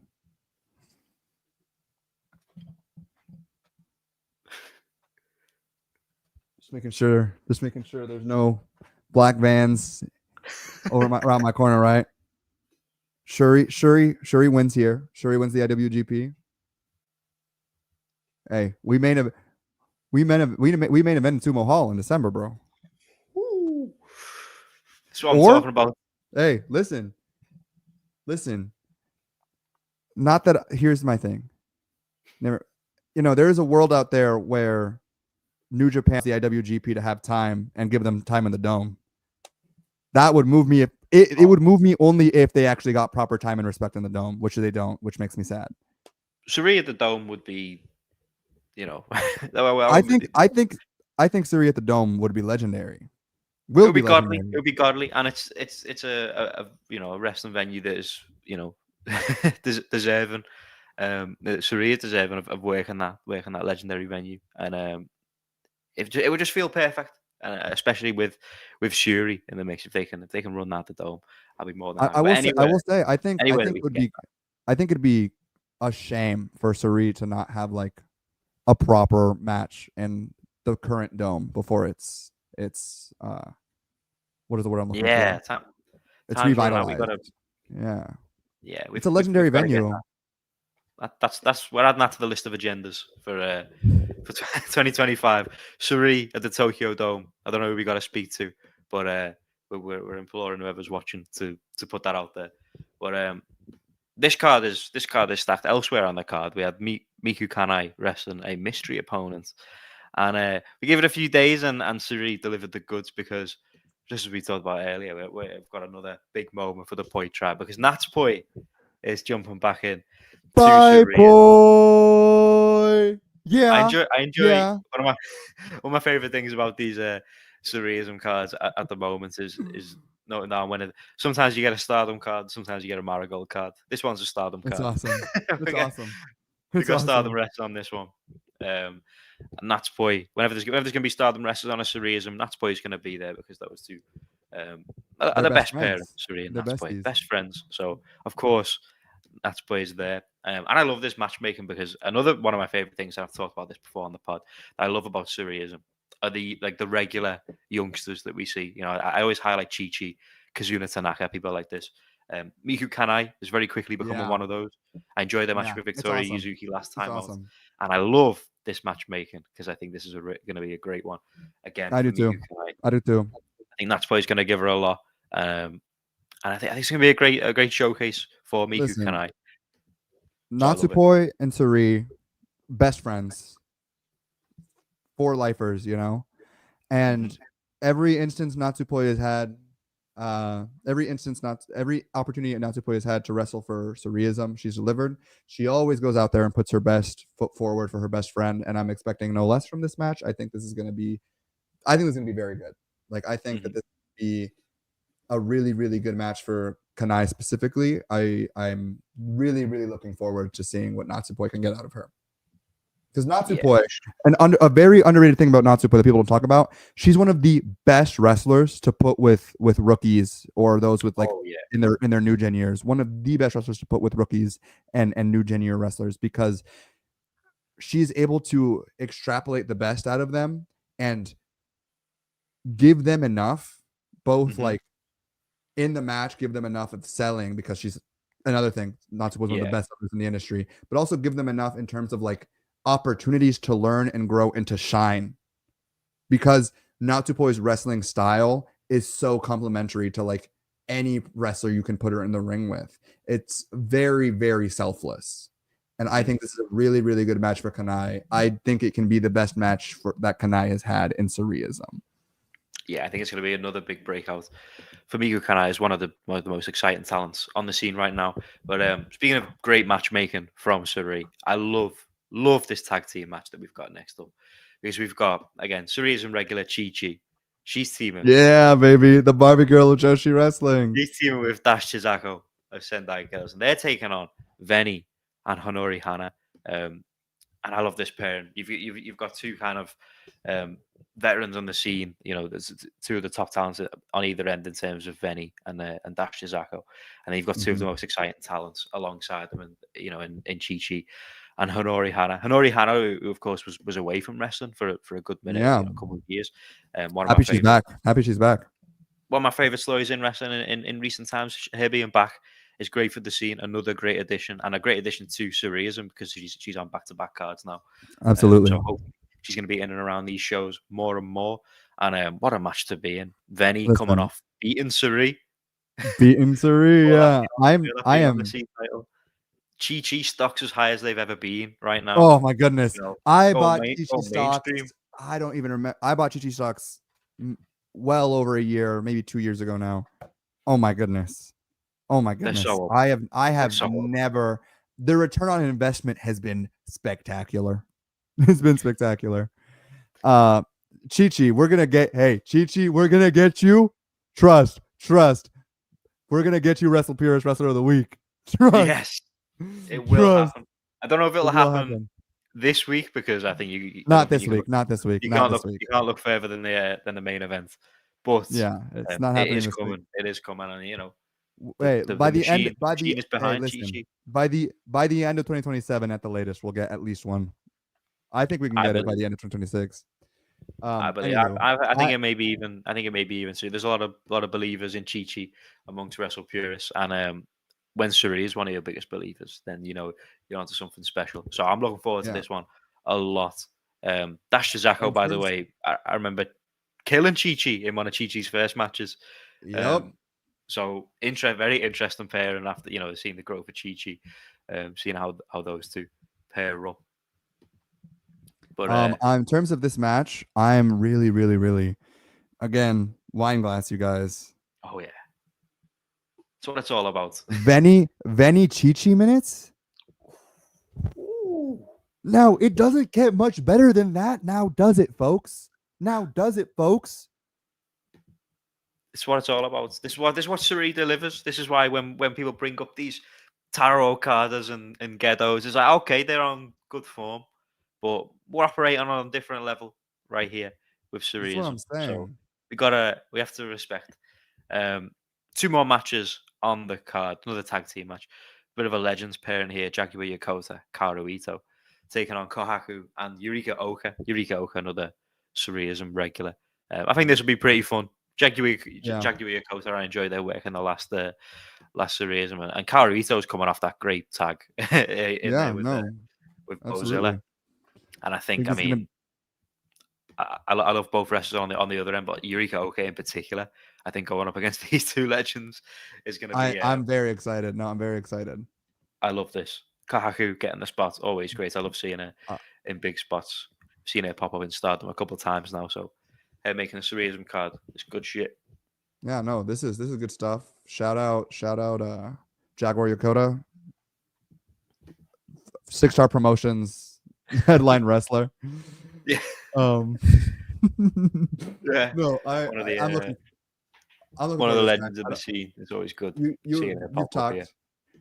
You've talked up Yurika Oka, which was my mental note is the person who I'm looking forward to see most interact, and I'm excited for obviously all 4 of the women involved, but I'm a fan of Oka, so seeing her get some time and attention in a Surrealism show makes me real happy, and getting to see her throw down with those legends, and also Kawaku get to throw down with the legends. I think it's going to be really, really good stuff. So yeah, for sure. What can I say? I think you're looking at if you're looking at this match and with how much of a Sureism regular Yurika Oka is quickly becoming. I think this match is going to be centered a lot around her interactions with these two veterans, seeing if she can overcome. I think it's going to be a good one to watch.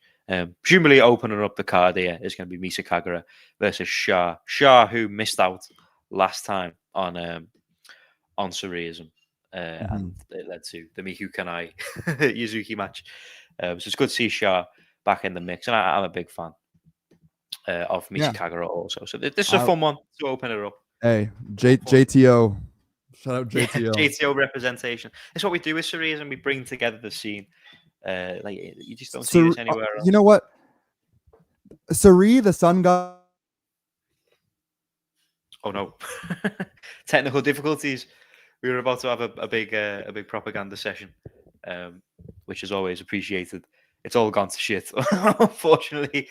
But I mean, I can echo or what I assume Six was about to what was about to say.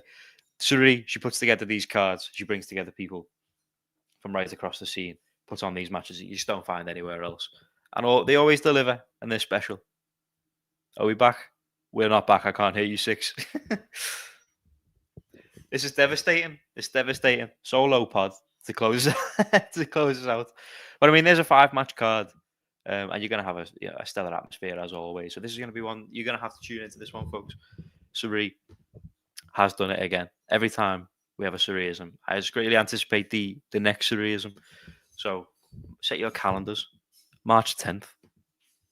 Which where it's at. We anticipate Six's return, potentially. It may be a devastating end to this podcast if we can't recover. If we can't recover the mic. We can't hear you. Oh. In the meantime, while Six is struggling, we're going to... Woke it up, don't woke it up, don't woke it up, don't woke it, don't woke it up, don't woke it up. Don't woke it up. Don't woke it. Don't woke it up. Don't woke. Are we back? No, we're not back. Fuck. It's over. This might be the end of the podcast. This is it, people.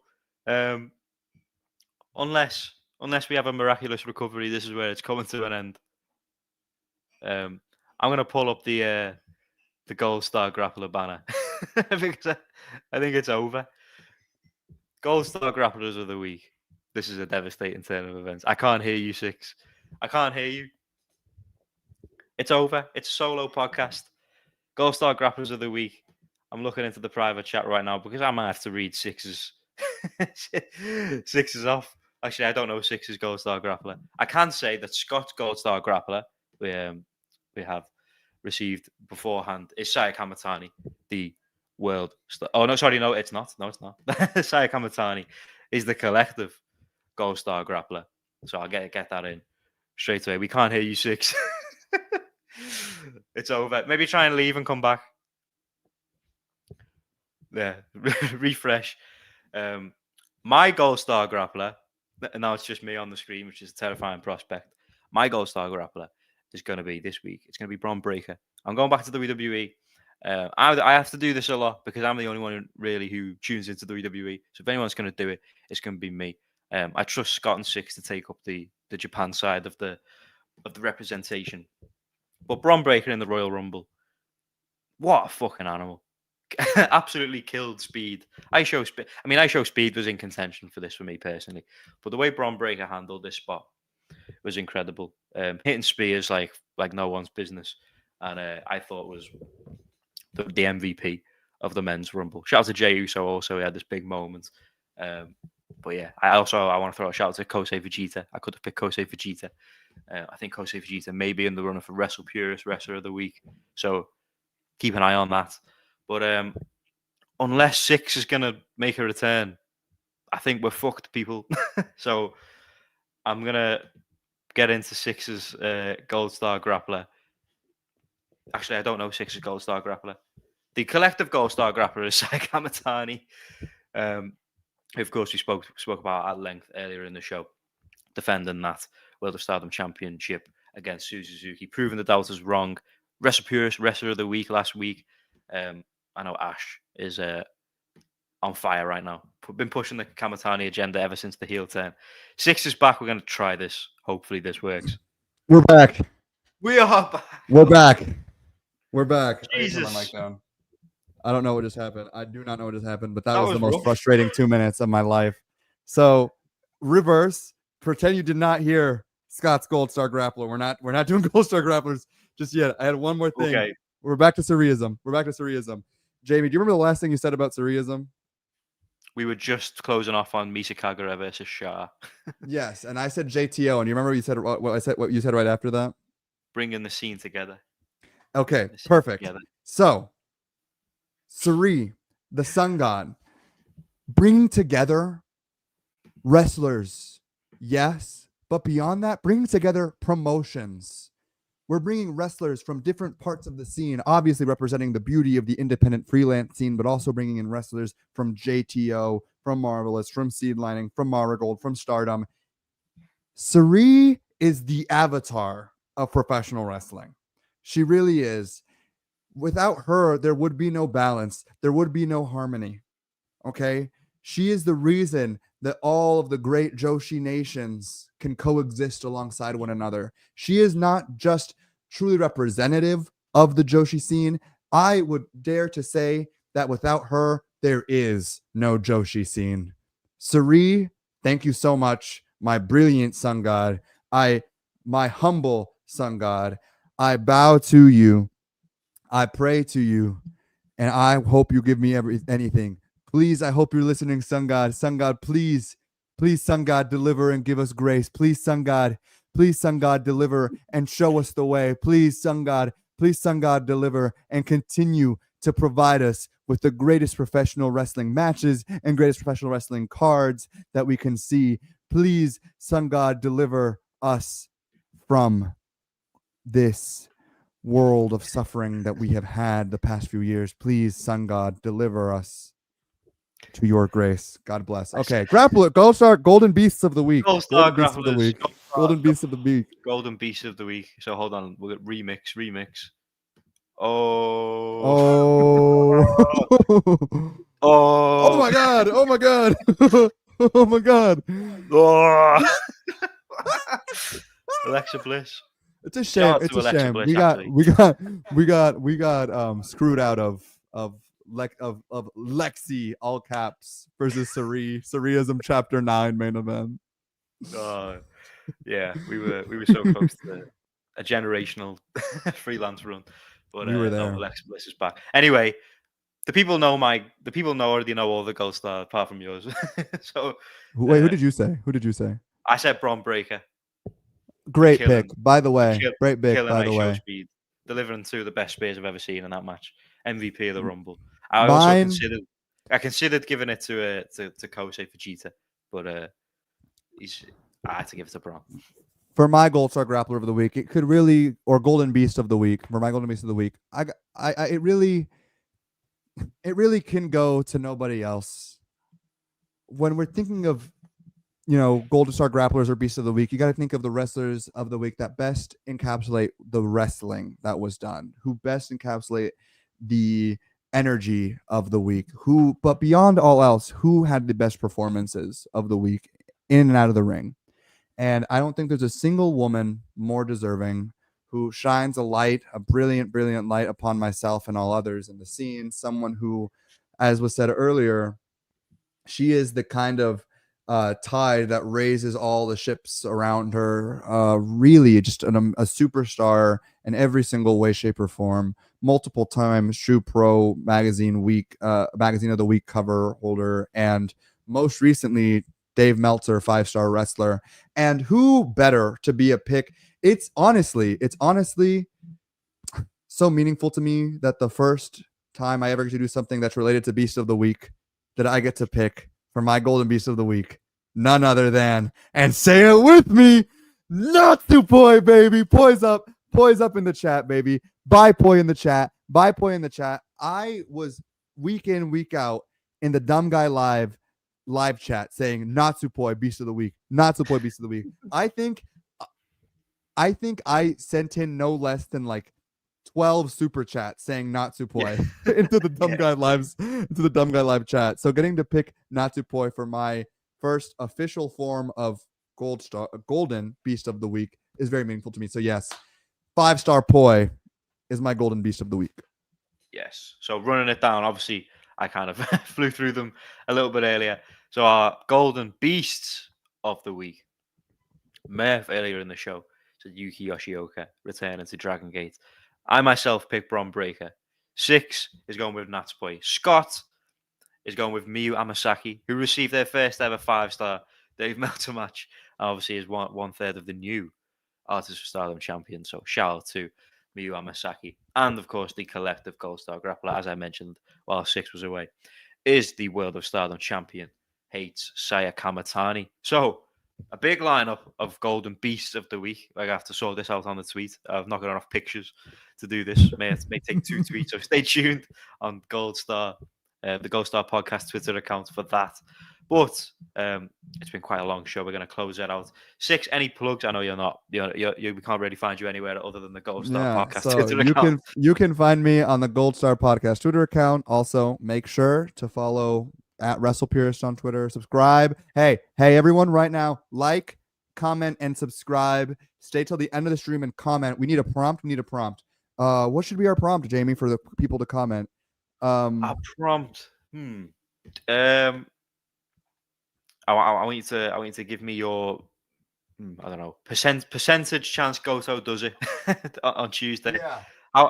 Where's the hope meter? Give me your hope meter. Goto. Give us the hope meter. Yeah, we want to see Goto hope meter in the comments. I'm gonna say 60. I'm at 100%. 100% all in. That's what not we flinching. We like not flinching. But yeah, like, comment, and subscribe. Make sure turn notifications on.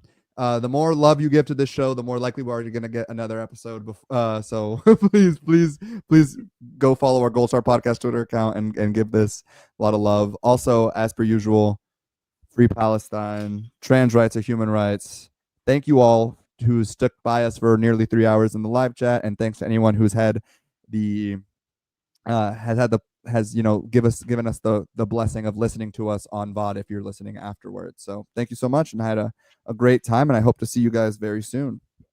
Yes, I absolutely second everything you just said. Also, don't forget to follow Scott E Wrestling on Twitter, and don't forget to check out the Joshi Informer for a newsletter that covers all things and everything Joshi. So make sure, Yeah, if you're looking for the most extensive coverage of the Joshi scene you'll find anywhere, then Scott and Rob have got you covered with the Joshi Informer. So go and subscribe to that, absolutely.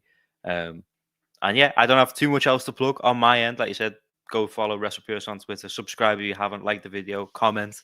Even if it's not the Goto Hope meter, but please give us your Goto Hope meter. We want to know how much you guys are believing. we're all very much behind Hiroki Goto this weekend.